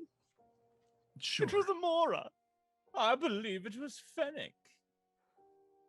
Well, Fennec is at the top of my list, I will be honest. That's the guy, right? Fennec is the little goblin. Oh, nope. What's this guy's name? Flonk. Colin the Rell? one with a far more goblin Colin name. Rell. Mm-hmm. I believe it was Colin Rell. Colin Rell. Okay. I was in there, and he ran up and punched us. Not us, but he punched Gunnar right Yeah. in the face. Well, he told me he had punched Gunnar after Gunnar assaulted Amora. No, he got Gunnar riled up. He's gonna look at Gunnar like, is this true kind of look? I don't know. Did anybody else see what happened there? Giles did. Giles told the man. I definitely did. It was definitely what Cindy said. She got it 100% right, and I'll agree with every single point she made. All right, that's a little biased. Listen, I can't do anything without very solid proof here. If you ask me, I would think it's probably Finnick. That's just a hunch. Because he's a goblin. Sounds No. like racism to me. He's sneaky, he's fidgety, he's jumpy, and he tends to just never be around. Where is he? Wasn't he here tonight? Well, the patrons of this place assaulted him. No wonder he ran away. Well, like I told Gunnar here, everybody here is to stay in town until the circuit judge arrives. That's going to be estimated about 30 days. Sorry for the inconvenience. If you leave town, you're going to be deemed a criminal. I will make sure to put the bounty out myself when the circuit judge gets here. how Unless much? we can sort this out with solid proof before they get here. Cindy will lean close to him and whisper, "You didn't hear it from me, but I think it's Amora." He says that to Rolf. Yeah. Amora is an angel. She's She's the sweetest woman I've ever met. Of course, Are you perfect for a perhaps murderer. blinded by love? I don't have any love for Amora, just she's very kind. I know her well. I refuse to believe it's her. I believe the moon's hit your eye, sir. That seems a bit biased. Well, maybe it is a bit biased, all right? But I'm from this town. I know people. So you must know who did the murdering. Okay, so Maybe it was you. He's got to fold his arms and look at Cindy. maybe it was me, but where's your proof you said you needed? Listen, this is why we're waiting for a circuit judge, all right? Just don't leave town. We don't need a circus judge. Circuit. Oh. Very well. Well, then, Anything else that you have for me or any important information that you think I need to know before I let you all disperse for the evening? Yes, you're gonna pay for our rooms. yes, this. Absolutely not. Why would I pay for your rooms? Diplomacy check. We're being Okay. forced to stay here, though. Because I am a woman of noble society, and you're forcing us, like Evelyn said, to stay here. It is only proper that you pay for our rooms. Go ahead and roll that diplomacy. 20? I don't know if we're affirmated. You are +1, so that's a 21. Oh, God's help me. Fine. I will make sure that your stays here are compensated. Do you have a better hotel, or is this the only one? This is the only place you can stay unless you want to go hole yourself up in a burnt down building. Oh, Of course well, not. hopefully we won't be poisoned. But if we are, I suppose you'll have some more evidence. He's looking so agitated. He just kind of kind of like bites his lip and glares at Evelyn for a bit. You're all dismissed. Don't leave town. You've heard it from me. Actually, while I have you, is there a messaging service that I might be able to use around here? I have some business partners I need to contact about the delay. You clearly haven't been here before. And he's just gonna walk away.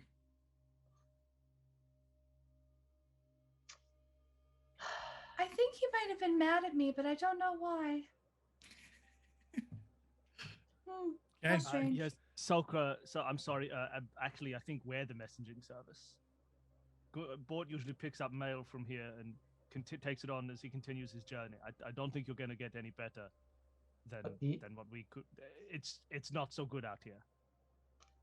Yes, unfortunately, I think that the delivery time might be a little too delayed for my purposes. Well, yeah, there's now a 30-day delay on any deliveries. Terrible reception in Etrin's Valley. People kept shooting the crows.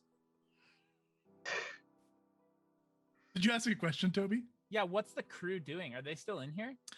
Okay, so Ulf and Ulf were in here with you. So the people from your caravan that were present was Ulf, and Bort. Nobody else from your caravan was present at the time that this all happened.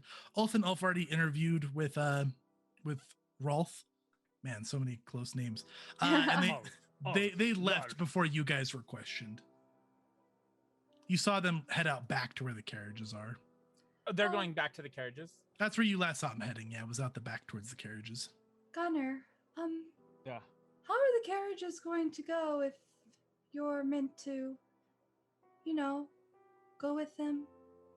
Look, the carriages here. I don't know. I don't think they're going to leave. You know, we're going to have to find out what we're going to do with Bort's body. But after that, I'm assuming, Tamley will have a plan and we'll do whatever she says. But look, can we focus on maybe solving a murder first? I don't want to think about logistics first. Oh, yeah, sure. They're not going to leave without us. Let's see. She just sort of like grabs her cards and will pull one. Oh, that's fitting. Justice. I think we should focus on solving this murder, yes. Yeah, okay. Yeah. Yes, of course. Speaking of, has anybody tried to wake up Delma yet? Should we? I know that if you're unconscious for too long, it can actually be pretty bad for mental faculties. So. Oh, she's stable.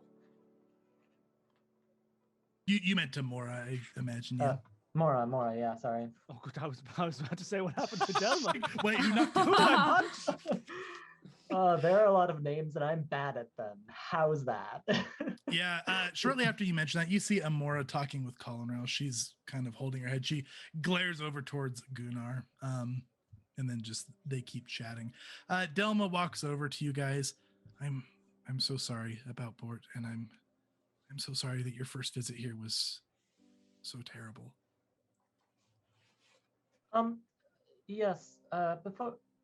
Of course, but before we get into any of that, I gesture towards Evelyn's sample. Does it smell familiar to you? Oh, please don't eat it. She'll smell it. It does smell kind of odd. No, I don't recognize it. Is that the poison? Well, yes. Very interesting that you don't recognize it, considering that the pot in your kitchen was chock full of it. Can I do a perception on her truthiness? Yeah, absolutely. Ooh, yeah. That is a sense mode of using perception.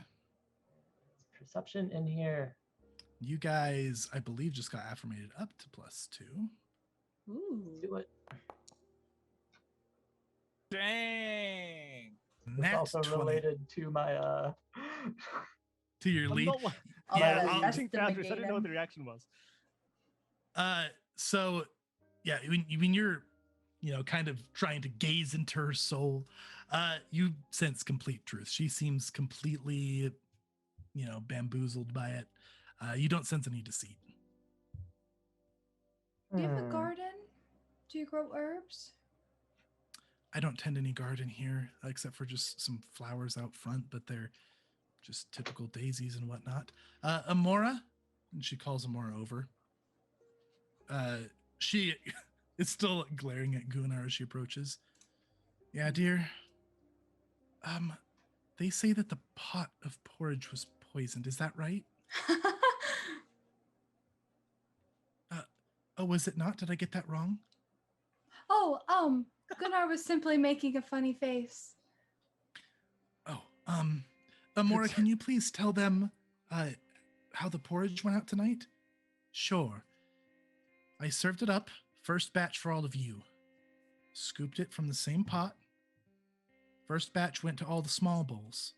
We had not enough left for Bort, so we cooked up another batch. Made a brand new one so we could fill his large bowl because he loved his porridge. And, served that up to him. It was just me and Finnick working in the kitchen. Colin Rao was helping too. The bowl left unattended at any point. Probably. I mean, it was a busy night. We had pretty much all our regular patrons tonight. Do you have more details than that? Perhaps maybe you left it on a table somewhere. Like outside the kitchen? Just anywhere. It would be helpful to pin down when the meal was poisoned. The pot of porridge never left the kitchen. The serving pot. Did any of you, though? We found the poison in the pot, though. I mean, we were in and out of the kitchen all night, but Finnick was gone when the brawl happened. He got spooked and ran away. Is Finnick often tormented here? Do you think that one Just could by have Hallad. simply snapped?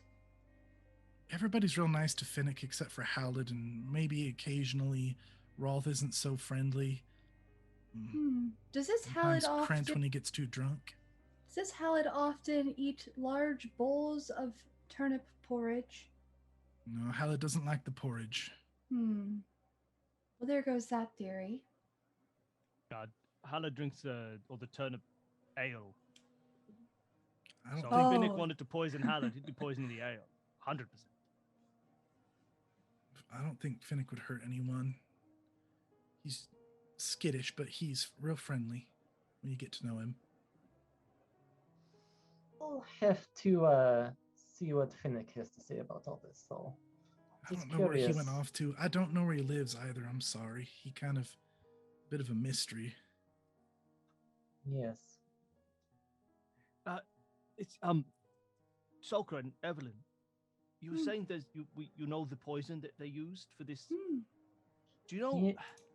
And I asked this question with the hope that Chase jumps in with the answer if he needs to. Do you know how much you would need to add to a bowl like this? Like, could it have been snuck in, or does it need to be like a primary part of the cooking? Or could you throw a little sprig? You guys would know. Excuse me. You guys would know it only takes a pretty small vial to poison a batch of food. You also know it's a very uncommon poison. Like this isn't something you see everywhere like arson. Like this is a rare poison. Evelyn holds up her like small vials, like, oh, I think just about this amount could kill someone. Yes, quite small. It is very effective, but strangely pungent. Do you think there's only 2 doors out of this kitchen? Yeah, so there is a window in the kitchen. There's no door out of the kitchen. There's just there's 2 exits to it into the tavern itself. There's one that leads behind the bar, one that leads out to like the serving area. So when Cindy was playing the instrument over here, can I roll a check, or does she remember seeing people enter and exit, more particularly anyone who seemed like maybe they shouldn't have been, but it didn't catch her eye right away? Yeah, go ahead and roll perception check to recall what traffic you saw going in there. 19. Are we affirmated? You guys are affirmated by +1. Oh, damn. 20. +2 a second ago. Okay, a 20. Yeah, you recall the only people you recall seeing enter the kitchen, aside from when you guys yourselves were introducing and talking with people, you remember seeing Delma, Amora, Finnick, Colin Rowell, and Trin are the only ones you remember seeing go in the kitchen. Who's Trin again? Trin is the one who got The hit in server. the head with the mug. Do I And- remember the order they entered the kitchen and left the kitchen? No. Like towards the end, like when food was being served, is really what I'm asking. Like, Towards the end, the only ones you saw going in and out of the kitchen really was Delma and Amora. okay, And you saw Amora in there probably before Delma. okay.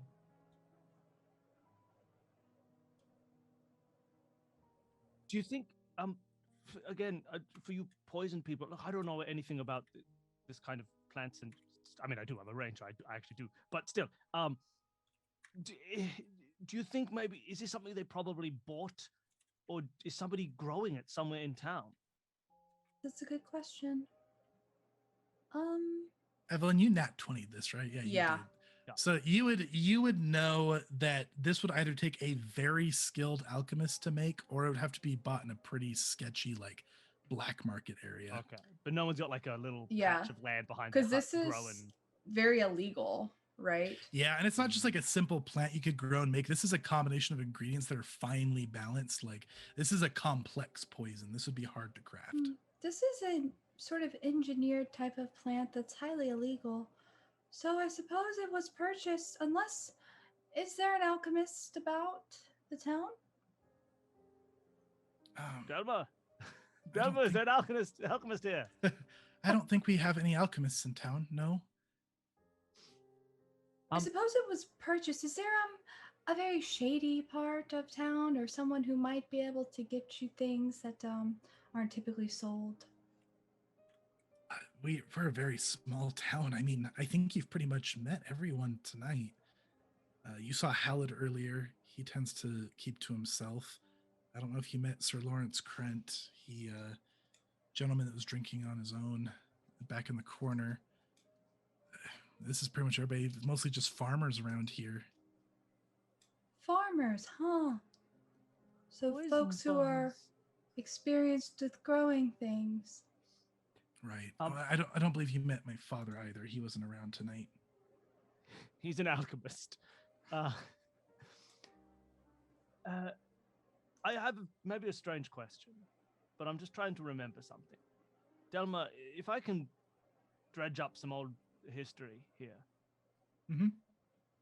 Etrin's Folly, you had like a run-in with a pretty bad disease a while ago, right? Yeah, that we did. That's why you built the Plaguestone at the front. Right. That's our history. Nasty What would disease. What would just what were the symptoms of this disease?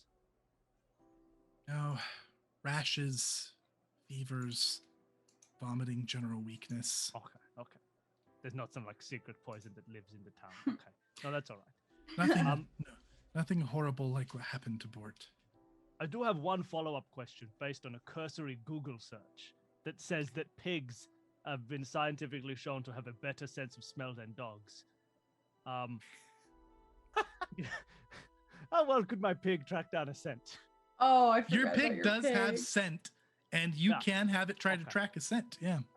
Hey, pumpkin, come here. Pumpkin, come here. Hey, pumpkin, come here. you can go out back and beckon Pumpkin in. And if Toby can be the voice of Pumpkin, Oh, hey, Pumpkin, come here. Absolutely. Yeah, so you see Edra, the halfling stable master. She looks pretty concerned. She's clearly received the news of what happened. She was sitting next to Pumpkin, petting him. Also, out back when you're at the stable, you saw Glenda was also sitting next to Pumpkin and petting him. Looked like her and Edra were actually chatting, which is kind of rare for Glenda to be socializing. And you see her whole caravan crew has a fire made, and they're all kind of just solemnly sitting around this fire. Yeah, Pumpkin comes running up to you when you call for him. Yeah, there we go. That's my Pumpkin. Hey, Pumpkin, I've got a little job for you. Are you ready? Okay, oh wait, hold on. You stay here, Pumpkin. Evelyn, Evelyn. Yes. Yeah, can I take that little vial from you? You aren't going to poison anyone, are you? No. Okay. Okay, thank you. I mean, Delma looks a we're- little we- concerned. We are suspects, technically. Yeah, yes, I'm not going to poison anybody. Much like I didn't poison anybody earlier, so it's all good. Yeah, she'll I like think it's- run over and give it to you. Okay, good. Now I'm going to take this vial. I'm going to poison everybody. So, no, not till 10,000 bits, Bill. I'll take the I vial want over that there. back, by the way.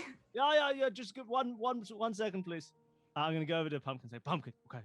Pumpkin, you take a little smell of this. Be careful, don't you? Don't lick it, Pumpkin.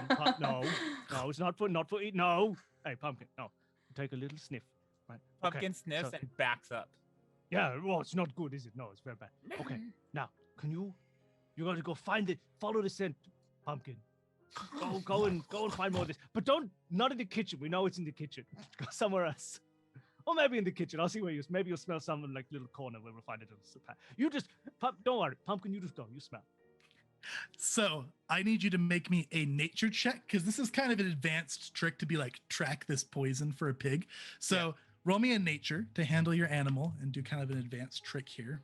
Cool. We're at +1, right? You guys are at +1. Wow! Give me that 24. Yeah. We get these rolls during combat, though. I need know, right? Okay, now go ahead and roll me a perception with Pumpkin. What's Pumpkin's?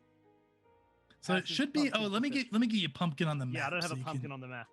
Don't have a pumpkin on the I'm map. right here. Oh, there's Oh, Pumpkin. I turned into Pumpkin. That was Did you accidental, see but that? it worked. That was amazing. Pumpkin's got a 5 perception. +1. And Pumpkin does have scent, so the DC for this is going to be significantly lower. Pumpkin got a 19 total. Okay. Pumpkin gets a big whiff of that and then goes taken off back out the back door. I follow Pumpkin. Everybody, well, not everybody, but I'm going to follow Pumpkin. Is I think everybody going Evelyn to follow follows. Pumpkin? Evelyn follows and she was like already there. No, Cindy's gonna stay with the sheriff. She's got some questions when it's time. Very Yeah. good. Where'd you get that Sokra- badge? Sokra has some investigation to do in the kitchen still. Okay. Sokra's chilling in the kitchen. The rest of you, Cindy, where did you say you're going? To the sheriff. To the sheriff. Okay. The sheriff currently already left, so you're going to head out and go catch up with the sheriff. What? Yeah, he left after Soccer was talking to him.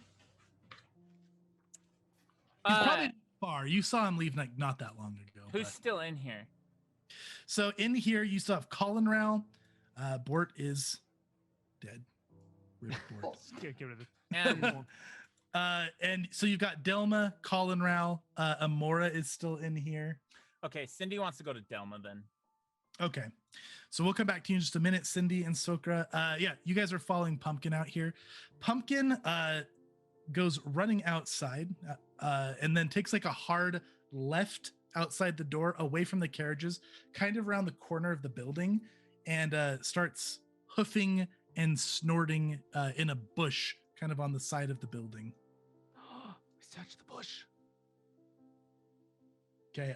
Yeah. When you search in the bush, Pumpkin's clearly like bumping their snout against some little tiny glass vial that you find. Oh. And this vial reeks of that floral smell. Yeah, let's have a little look. It's a vial of the poison.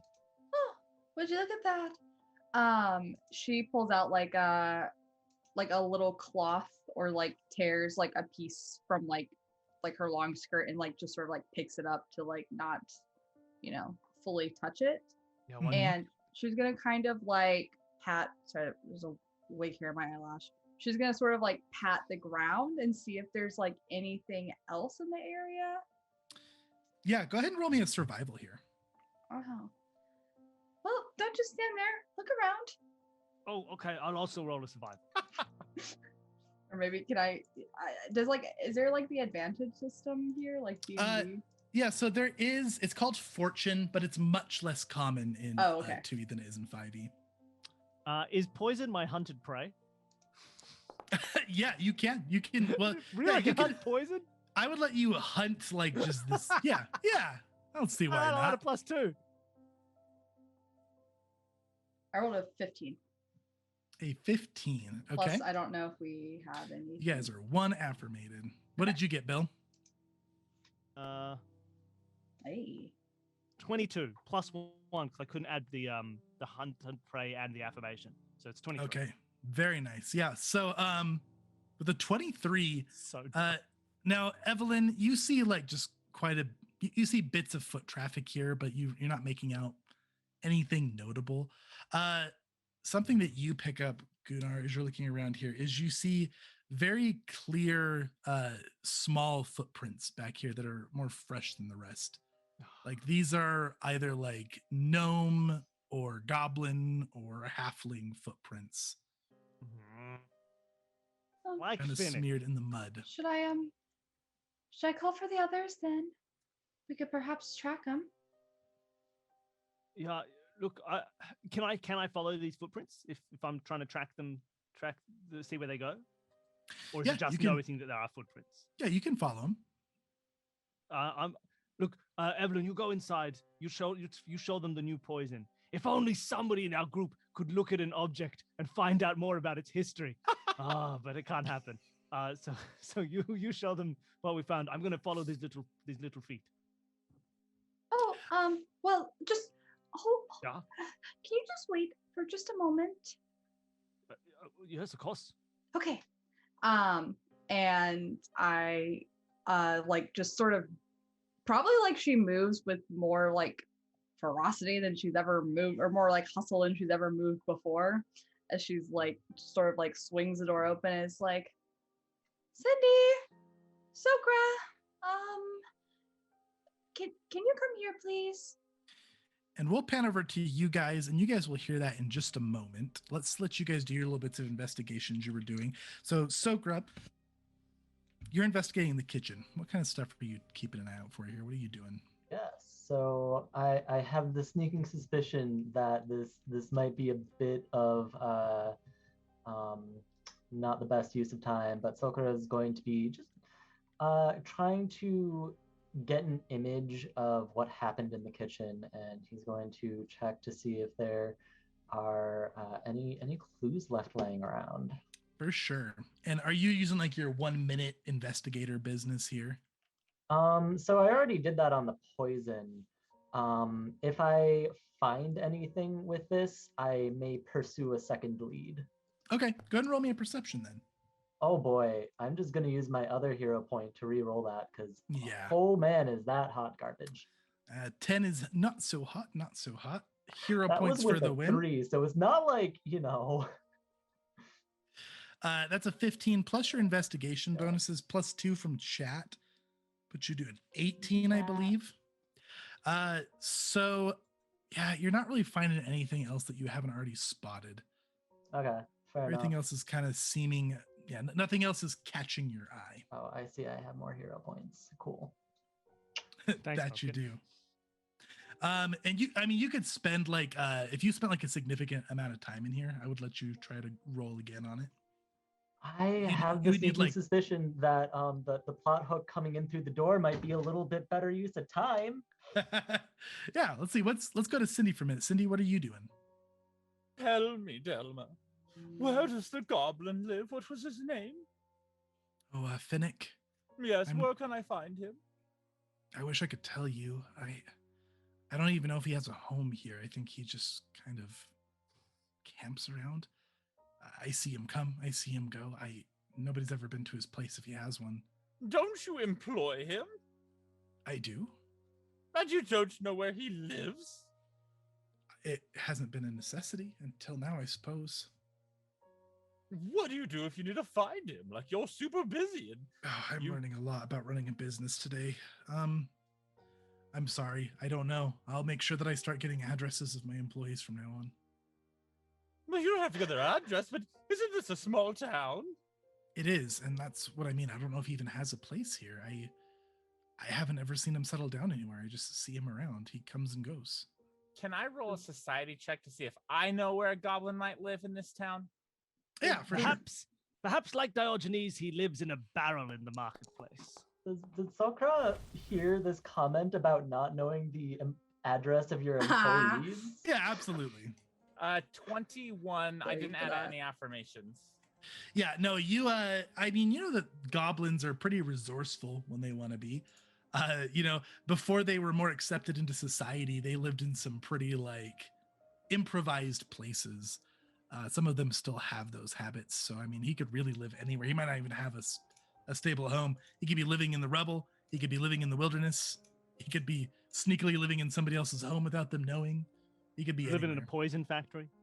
Could be living in a poison factory. Seeing as we're stuck here, if you see him, will you please send him my way?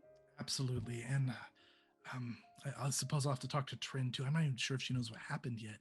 Of course. What time do we put in room service for breakfast? We don't do room service. You don't do room service? No, I'm sorry. No bother. Giles will get it for me. What time should I expect it? We serve breakfast starting at 5 a.m. all day. Very well. Come, Giles. Yes, let's go. Ma'am, are you sure you would like to eat here after the poisoning incident? I could prepare food myself if you'd like. I could make a fire outside and catch some game and cook you up some nice rabbit. Giles, whatever animals they have in these parts. That's the best thing you've ever said. You're such a peach. Then you guys hear Evelyn shouting at the back door. Can you come here, please? Oh, yes, sure. By the way, Cindy, did I hear that they aren't taking the addresses of their employees? I don't remember. Evelyn, as you're waiting for everybody else to come to the back door, you hear Ulf shout from over at the caravan. Evelyn, come over here and let's go have a drink for Bort. Oh, perhaps later? All right. No, hey, Evelyn, no. We'll have a drink for Bort. I'll follow the tracks after that. Oh, but, I mean, is it Hey, Gunnar, you too. Is it better to I'm have coming. a drink or to catch the murderer? Sorry, Evelyn. Gunnar. We'll have a drink for Bort. Yes, Giles. But I told him it was important. Yeah, I know, and it is, but so's this. Oh. Okay. Ulf gives you a very aggressive nod of agreement from the background. Okay. We're having a drink for Bort, and then we're going to try to catch the murderer. I feel like intoxication might not be the best thing if we're going to be engaging in a chase. I thought the same, but apparently it's very important. And they're giving me an aggressive nod, so perhaps we'll just go with this one. Look, Soko, look, we found some tracks and we'll follow them in a second, but we're having a drink for Bort. Okay. I guess as long as it's just a drink. Oh boy. Yeah. This paperwork's going to be so difficult. Okay, so you guys are all gonna go gather around. Giles, set up my chair. Yes, of course. And Giles goes and he gets on all fours by the fire. Oh no. What did I tell you? Giles, not outside. Get the actual chair. It's like lawn chair. So all the caravan members are standing around, and Tamley stands up. They've all got tankards of their ale filled. They'll pass them around if you guys will take them, unless, Cindy, you want your own drink, that's fine, but they'll pass them around to who they want. Tamley's gonna speak up. A moment of silence for Bort. And she's kind of looks down. Everybody lowers their head around the fire. It goes to complete silence. Except for some pig snorts, some horse scufflings, and the crackling of the fire around. And then Tamley raises her head. Bort was more than just a merchant. More than just the boss. He was my friend. I don't have many of them except for this lot here. We won't leave here until we found out who did this. We're also full, but I'd be even greater fool if I thought I could get to the bottom of it myself. Fixing wagons and moving goods, that's my job. But some of you here that are traveling with us, I know that not all of you knew Bort so well. You seem like an awful smart bunch. Gunnar, you're more capable than the rest of us, I'll be honest. Saw the way you fought those wolves, you could have taken the whole pack, I think. You might be able to figure out who killed Bort and get justice for him. I don't want that fool Rolf taking point on that. He has to have justice, damn it. For all of us. Will you help uncover who did this? Please? Of course, Tamley. We'll find out who happened. For Bort. For Bort, everybody! Everybody raises their tankards for Bort. Tamley's gonna come up. She's gonna give you like a firm side hug, which is very out of character for her. It's brief. Yeah, Gunnar. She's a little bit awkward about it. I don't think Tamley's ever touched Gunnar before in everything anyway. I don't think Tamley's been within 10 feet of Gunnar before. She yells at him from the other side of a caravan. What's Glenda doing? Glenda is this is a good question. Glenda is not standing around the fire. She's looking so sad, and she's just brushing the horses kind of just a little bit behind Cindy. I'm gonna spend some villain points here. She does. I'm gonna spend 2 villain points. Cindy, I need you to make me a fortitude save. Cindy? Oh, Cindy's been poisoned. Surely you meant Evelyn. No, I don't definitely do means Cindy. fortitude things, dear. Neither does Roll a Evelyn. fortitude save. Let me roll that. Giles pulls out a bone and rolls it. That's a 19. Are we affirmated? Are you guys? Need You guys are 26. plus 2. Sorry. 21. 21. Well played. Well played. Yeah, you're feeling a little itchy. You can hear like the brushing of the horses behind you, and you get kind of that itchy feeling, and you're feeling like the horses are just not very clean right now. It's probably disgusting you a little bit with your high class accustomed ways. Ew. Okay. Everybody kind of just like pats each other on the back. There's some hugs, there's more drinking, and Tamley will walk up to Gunnar and all of you. Thank you if you look into this. Sorry to get all mushy on everybody there.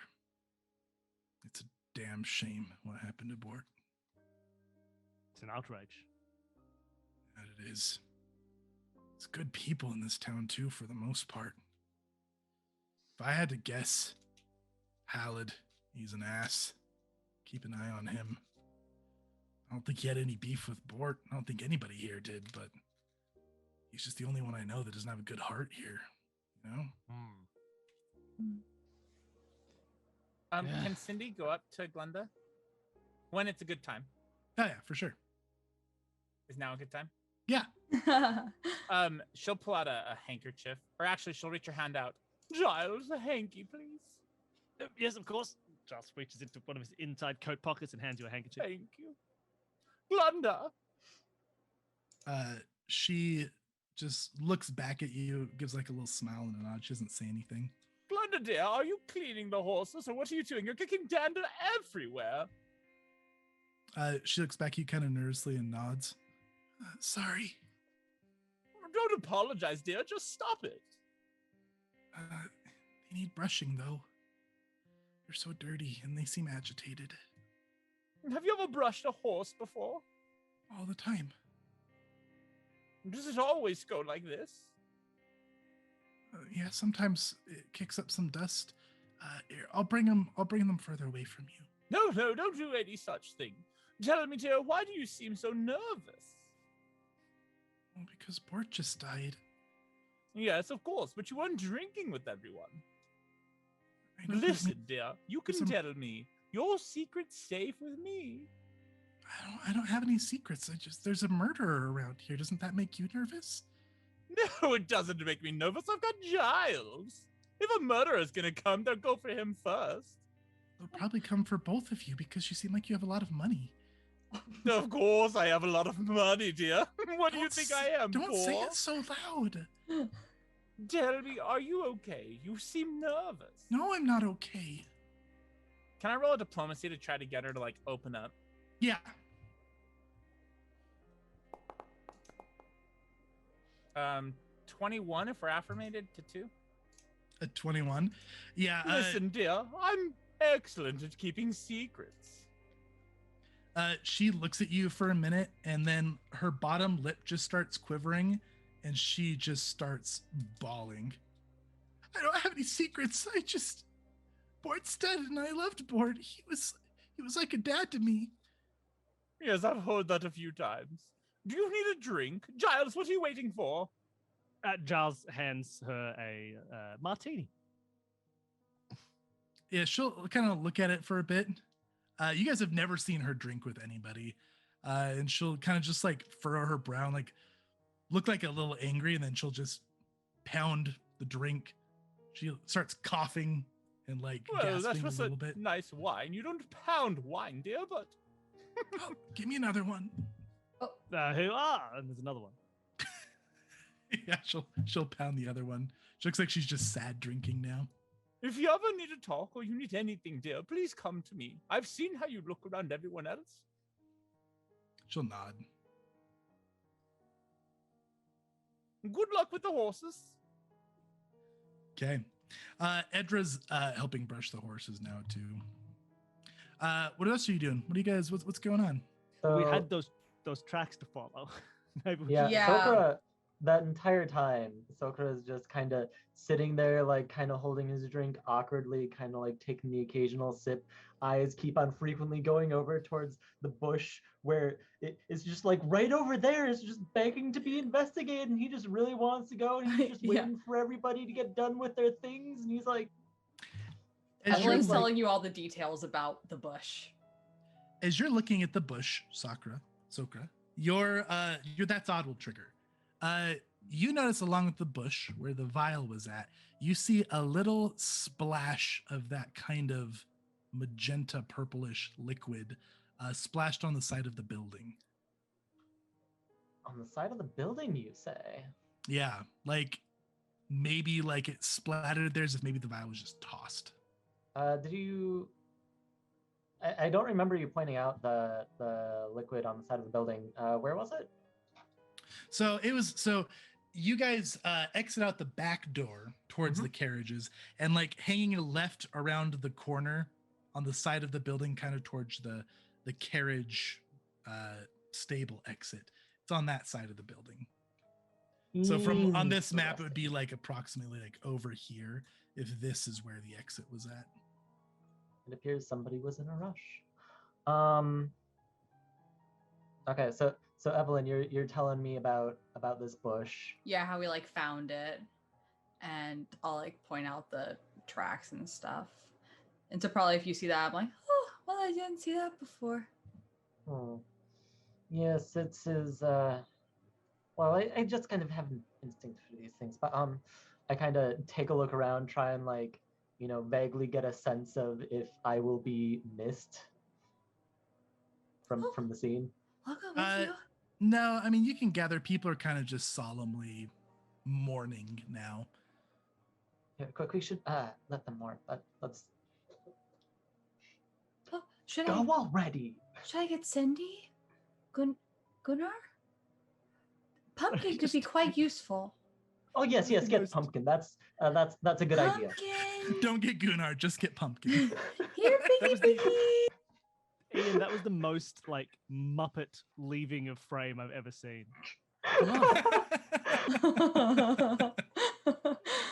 Yeah. Hey man, you have to work with what you can when you have a webcam. Yeah. Yeah. You guys you guys hear them beckoning Pumpkin over. Are you guys all gonna group up? Come here, Pumpkin. Yeah, look, Gunnar isn't like he wanted to have the drink, but he hasn't forgotten about the tracks. So if people are leaving, unless they deliberately try and leave without Gunnar, in which case he's not going to notice. No, Yeah, Evelyn otherwise is he'll- very like obviously like Pumpkin, come here. Yeah, so Gunnar will go as well. Yeah. Okay. Okay, I'm so Yeah. sorry. Back to business. Let's investigate those bushes. Oh, I'm so sorry. It looks like while we were having a drink, somebody erased all the tracks. Oh, who could have seen that coming? Gotcha. Yeah, so I'd like to continue trying to follow those see those little tiny feet where they went. And we would have grabbed Cindy too. Very good. Can Yeah, I everybody. can I So Gunnar, you Ah. have nature, right? Survival, probably the better Yes. one. You Yeah, I have can- survival. yeah. Okay. I'm gonna clue Gunnar in on Oh, yeah. some things that I've learned. Like, oh, the tracks probably went in that direction. You might be able to get some good footprints if you correlate the two to give you a +1. Cool. Very I'll good. Have a look. Shall I re-roll? Yeah. So this will be a separate survival to actually keep on this trail. And I'm going to use my last villain point here to give you misfortune on this roll because it's been raining and it's been drizzling and the trail is pretty hard to follow here. So All right. So I'm Good. going for a trained survival check to track my hunted prey, which you decided was this guy. oh yeah, absolutely. I I mean, it's somebody. I don't think you have to know exactly what you're tracking. I think you can hunt prey tracks. So Brilliant. I've got a +1 from the cluing in. What's our affirmation right now? Anything? affirmations +1. All right, so I got a +2 total.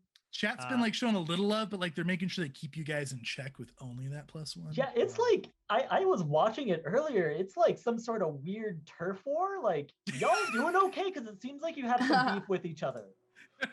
Need to keep it right at that one. All right, and I'm rolling with misfortune. I got With a +8. misfortune. That's pretty good. Oh no! Oh, That's a nat 1 with misfortune. Hero Now- point. You can hero point this if you want. You'll just have to. The reroll will be with misfortune still. Hero Oh, point. I thought Bill just left. He's done. He's rage back. quit. I'm back. He's out. Okay, it's definitely this way. Are you using You that hero can- point or? You can use a hero point to do misfortune again and roll 2 Yeah? more times. Yeah. All right, I'll use one of my hero points. I mean, it can't be worse, so It can't be worse. it True. literally can't. Try that again. That's better. 18. Oh yeah. 18. There you go. Okay, so this here is the feed bag. That kind of square on the back of that building is like the stabled area. Okay. There's like a little exit here on the north side around the corner there. So you guys pick up the trail on the north side of the building. You follow it. Pumpkin, is trying to help you follow it here, but there's not really much more of a scent to follow at this point. Yeah. So you guys follow Gunnar and you follow the trail past the Plaguestone in the center of town, and it starts heading definitely up north. Up north is more of like the ruined part of the town. When you guys were riding in, this is where you saw a lot of abandoned buildings and like no foot traffic whatsoever. But you lose the you lose the tracks as you start heading north over like multiple like wagon wheels and foot traffic, and you lose it. But definitely, the last time you saw the tracks ending, they were heading up north. Now the tracks we were following, they were get- little footprints, weren't they? So like a Little goblin or a half. footprints. Yeah, and Or not. they did have boots, so it's hard to tell like if it was a goblin or a halfling or a gnome. Definitely a smaller humanoid though, Or a child. Can- or a can- child. Can I take a look at those boots and maybe compare them to my memory of Phoenix boots? Yeah, for sure. Go ahead and roll me a perception to recall spotting those boots. Yeah. A 15. You do recall that Finnick was wearing boots. You don't remember you don't remember enough detail to like match them to a boot print though. You've seen multiple small boots in the form of like Edra, and you do know Gunnar, not Gunnar, sorry. Is wearing boots. Glenda is not wearing boots. She's been wandering around barefoot. But all the other small humanoids you've seen, which haven't been many, it's been Edra and Finnick, I believe the only two small humanoids you've seen. They were both wearing boots. Well, it appears we can't rule out Finnick yet. It's too bad. He was so good at following workplace safety precautions. But at least Glenda, she wasn't wearing boots though, right? No, Glunda doesn't wear boots. She says it Then- so she can feel the earth under her feet. Yes. And So, Glenda's so it a couldn't have been halfling? her. Glenda is the gnome that's No, part of your okay. traveling. No, of course, yeah. Edra is the halfling. She's like the stable keep of the feed bag. Okay. Okay, Well, what are you guys doing? You We've guys run are we've just run out north of the tracks Plaguestone. in the Check north. my stuff. I wonder perhaps maybe one of these ruined houses might have a goblin living in it. You know, if I were a goblin, I'd probably live in a ruined house. I should mention the light too. It is getting quite dark. Like by the time you reach north here, the sun is almost down. Like it's getting to the point where those of you without dark vision are going to have a hard time seeing because there's no light on this north part of the town. Those of you with low light are still seeing pretty good. The humans in your group, like Gunnar, you're starting to have a hard time seeing. If maybe- anyone needs light, let me know. Well, I wonder if maybe we can use this to our advantage. Do we want to spread out through the ruined part of this northern section and just as the sun goes down, see if there are any lights on? Oh yeah. Oh. Spread out at night when trying to hunt down the murder. Yeah, that's a good idea. Well, to be fair, they Or are just a poisoner. What are you going to do? Yeah. You're going to secretly poison? You just punch him in the face. just don't don't eat accept To be it. fair, we were all drinking ale earlier. Yeah, that was, it may be foolish, but that's done. So now we go through the north of the town. And we just look for some light. And if you see some light, you arrest you go in and you grab him. Cindy starts yelling. I'm What? not. Wait, what? Fennec! Fennec, it's Cindy, if okay. you remember. Please come out. We don't want to hurt you. We just have some questions, dear. Can I roll You a never got your diplomacy? fortune read. You can roll a diplomacy. And also, as you're doing so, Cindy, you just notice you got so much mud on your shoes. No! Poison. Giles! Of course. Giles come? He's cleaning the boots. Oh. Giles is an apprentice. I'm going to hero point that. Black. Yeah, that was a 12. 12, You get a sorry, re-roll. thank A you. hero point just on Giles cleaning your shoes is maybe a waste. And you have a high diplomacy, Cindy. She does. Oh. That's a 14. 14, 15 with chat formation. Yeah, you're shouting, and you don't get any response. Oh boy. In for a The penny, in streets for a are pound. empty currently. You guys don't see anybody around. It looks like everybody's like gone home for the evening. I'll head more towards the outskirts of town, towards Wise, and start following Cindy's lead, I guess. Fennec, are you around? I wanted to talk some more about some of those food safety techniques you were talking about. Oh, that would get him out, yeah. Yeah, you can roll diplomacy as well. While it's on that, Cindy gets out of this rain, whatever building is closest, and starts casting prestidigitation on her shoes to clean them better than Giles is. Lovely. Do I get my +1 from my following lead? Absolutely. Okay. Well, that's a solid 14. Yeah. You also don't get any response. I'll hero point. Why not? Yeah, they're there. I to be have it. used. I have it. Maybe I'll get a nat 20. You don't know. Tis a gracious gift from chat. Oh, that one's You didn't, but it was a Nat worthy 4. try. Can Uh, Evelyn sort of like go around and try and see if there looks like there's any sorts of areas that like maybe like where things are being moved more so, or like areas that are more settled? Yeah, so you can do that, but so for this type of task, it's going to be more than like a glance. So this is probably Yeah. going to take like a good like 30 to 60 minutes of like searching to gather some information like that. Okay. I feel like she would start unless someone start nearby, unless someone like needs her. And are you guys searching as a group, or are you guys splitting up here? well, I think it sounded like Sokra went off by yeah. himself. No, we're splitting up because we're trying to find the murderer at night. Yeah. So Gunnar might, just as the sun goes down, Gunnar might have just a look out to see if any of the buildings around here that look abandoned have like a light on or a fire going inside. And if not, I don't really have another plan. I'm not yelling for Fennec. Okay.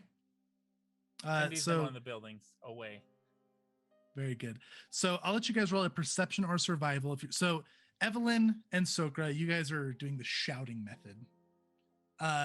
And then Gunnar and Evelyn, you guys are like actively searching around, yeah? Yeah.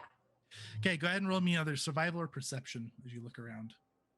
Are we affirmated? +1, +2? +1. 18. I'm going to use a hero point. 26. Dang. Oh, Dang. Wow. Okay. Here we go. So, Gunnar and Evelyn, you guys are searching around, and you guys eventually you went separate directions, but you run into each other as you're searching around. You've both seen traces of what may have been like traffic, like maybe there was like a little tiny fire. Maybe you see some like chicken bones, like cooked chicken bones. And you guys eventually meet, and just as you do, as you start talking to each other, you hear a yelp. It is dark now at this point. So Gunnar, you're having a hard time seeing. Evelyn, do you have dark vision, or are you low light? I think you're just low light, right? let me double check. I do have dancing lights, so I would convey that if Gunnar wanted to use that, or if we wanted to do stealthy, I guess. I have low light vision. Okay. So you would cast dancing lights to try to like see, I imagine, because it's to the point where you probably can't see very well. Okay. Then yeah, I might make like, I don't know like how many I can summon, but I might just do like one. Okay. Yeah, no, that's totally fine. Just Yeah, so it's so not like a ton of light. Yeah, so you run into Gunnar, you get this nice little dancing light. What does it look like? I kind of imagine, okay, I'm just gonna think it looks sort of like a glowing skull. Like a glowing This is skull? I more love than I that. expected. Yeah, it's like got this like purple glow to it, and it just looks like a skull that's like floating. Evelyn's a yeah. little more morbid than you'd expect. I think it's awesome. Yeah. I love it. Okay, yeah, so you get this light source, Gunnar, of this little flowing purple skull. And as you Exactly. conjure that up, you hear a yelp. Ah! And you see this dark figure go bolting down one of the roads. I chase it. I chase it. Evelyn, are you chasing it as well? Can I try and hit them with a spell? Absolutely. I want to try and daze them. Yes. Okay. Daze So this is going to be your one thing you can do before we're like in Yep. pursuit mode. Totally. Gunnar, you're just running for it. I'm in pursuit mode already. Let's go. This is a will save. Yes. We'll save 17. Okay, here we go. Here we go. I got no villain points. At a That's 17. Let's see. They're only stunned on a critical fail, right? Yep. So Okay. they just take 4 damage. Okay. So yeah, you cast this spell, and you see that kind of cloud that you did before, kind of hovering over this figure. You hear yelp, don't kill me! And it just bolts. And Gunnar, you are in pursuit. I should have prepared, because in my bag back in the caravan, I have a net. Oh, that would have been But I perfect. didn't think to bring it with me. So I'll run. So you're pursuing Evelyn. You can also pursue. You're going to be a little bit behind. We're going to basically fine. go into a chase, which is like a special kind of mechanic. You'll just be like one step behind since you stopped to cast a spell. Sure. We're going to pan over to Sokra and Cindy. You guys have been shouting for Finnick kind of around town. It's getting dark. Do either of you have dark vision? Of course not, dear. I have Giles. He carries a torch. Yes, I have dark. I'm vision. not shouting anymore. She's busy Really? cleaning her shoes with spell magics. She's doing. Low- She's low light vision. Let's be precise. Low light. Okay, so you guys have crossed paths in your search here as well. Giles is wielding a torch. Cindy is cleaning her shoes. Sokra, you've been looking around and searching, and you came across this torchlight with Cindy. I And can't say I had much hope. as you guys are sitting there, you start hearing little buzzing, Cindy, around Giles' torch, like little bugs fluttering around the torchlight, kind of aggravating. Giles is kind of swatting them away and trying to keep them away from you. But then shortly after, you hear some very loud buzzing, and you guys see these two very large bug-like figures come flying in, and I'm going to show you a picture of them here.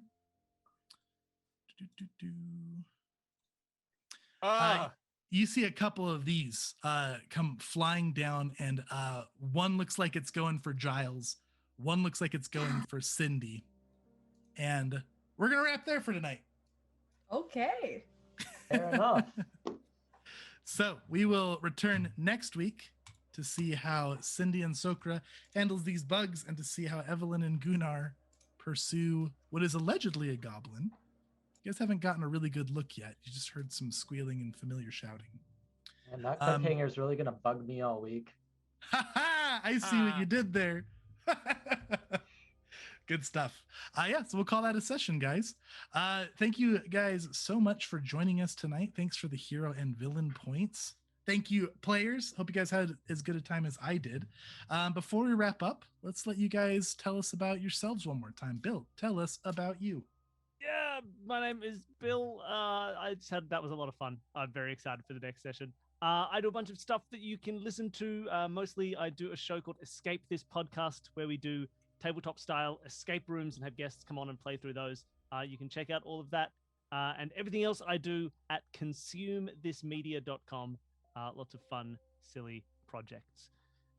Oh, wonderful. It is some good content. You guys do some fun stuff. Toby, tell us about you. I am Toby, and if you want to hear more voices that I do, you can find them on the SideQuestin podcast. We'll do them all now. SideQuestin.com, all of them. Every single voice. We don't have enough time. But you can find them at the SideQuestin.com if you want to hear them. And that's me. Awesome. And then your next project is going to be doing 1,000 voices in 60 seconds, right? If we get 10,000 bits in one stream, I will do 10 voices all having a conversation with each other. As Gunnar turns on the party. As Gunnar turns on the party. That's pretty exciting. Awesome. I love it. Shelby, tell us about you. I'm Shelby. I'm on the internet at Shelby is a nerd. Mainly on Twitter and Twitch, but also on Instagram and TikTok. And I have a really exciting announcement coming up soon, so definitely check it out to find out what that is. Ooh, I am so curious now. Awesome. Ian, tell us about you. Yes, latest project on the interwebs is Cash Miss on YouTube, where I talk about computer and tech stuff from both, research and study, and also I was doing the programmings for a while. So I give you a peek behind the curtain in that respect, and then I also talk about eating puppies, I guess. I don't know. Check out my next video; it's coming out soon. Awesome. What I'm doing. Woohoo! Awesome. You guys are such a fun cast. Thanks so much for joining me. Just for some things for me, I am Chase, Game Master for this one, part of Level 1 Geek. Here on this channel. We have tomorrow, if you guys want some more content from us, we are playing Defiant. I won't be a part of that one. I ran character creation for it last week, but the wonderful M is going to take over the Game Master mantle and build a wonderful story for that. It's a angels and demons and devas, and it's like a post-apocalyptic world where you are thriving off the apocalypse and becoming royalty, and it's pretty good stuff. It's a fun system. And then if you guys like Pathfinder 2e, like we're doing here, we have our big Pathfinder 2e campaign that we do every year, Tabletop Treasure Hunters, which is starting its 3rd season on July 20th. We've got Shelby, Ian, and Bill are all part of it this season, playing some awesome characters. Evelyn and Sokra are going to be 2 of those characters. They're going to be on the Foresight faction. We've got a couple new guilds this season. We have got the Arena, which is going to be some fun competitive games between the players. And we've got more centralized storylines for each guild to kind of follow their own little story arcs. So should be fun. Very excited for it. Hope to see you guys there. You've got some awesome chat interactions for that. So it should be fun to see you guys around. And I think that's it for us, everybody. So we'll call that a stream. If you'd like to support our channel, please follow or subscribe on Twitch, YouTube, Twitter, Facebook, Instagram, or any of those. If you would like to hang out with us on a more personal note, we have a Discord server. You guys can definitely join that. There's exclamation point Discord if you ever want to get that link during one of our streams. We talk about food and memes and games and just have a lot of fun. So it's a fun place for us to chat with all of you guys. If you would like to support by purchasing dice and cool stuff from Die Hard Dice or any of our other affiliate partners, you guys can find that in the discount section below. Check our social media. We have like a promotional dice set that we're going to be doing every month now with Die Hard Dice. Beautiful dice sets there. So definitely check that out. You can also find our Patreon link in the section below as well. Aside from that, thank you guys so much for your support, for all of your subscriptions, for your follows, for telling your friends about us. You guys help us grow. You guys help us do what we do, and we love you for it. So thank you so much. Go take a long rest. Do not eat any turnip porridge that smells like flora because it might kill you. And we'll catch you guys next time. Good night, everybody. Bye.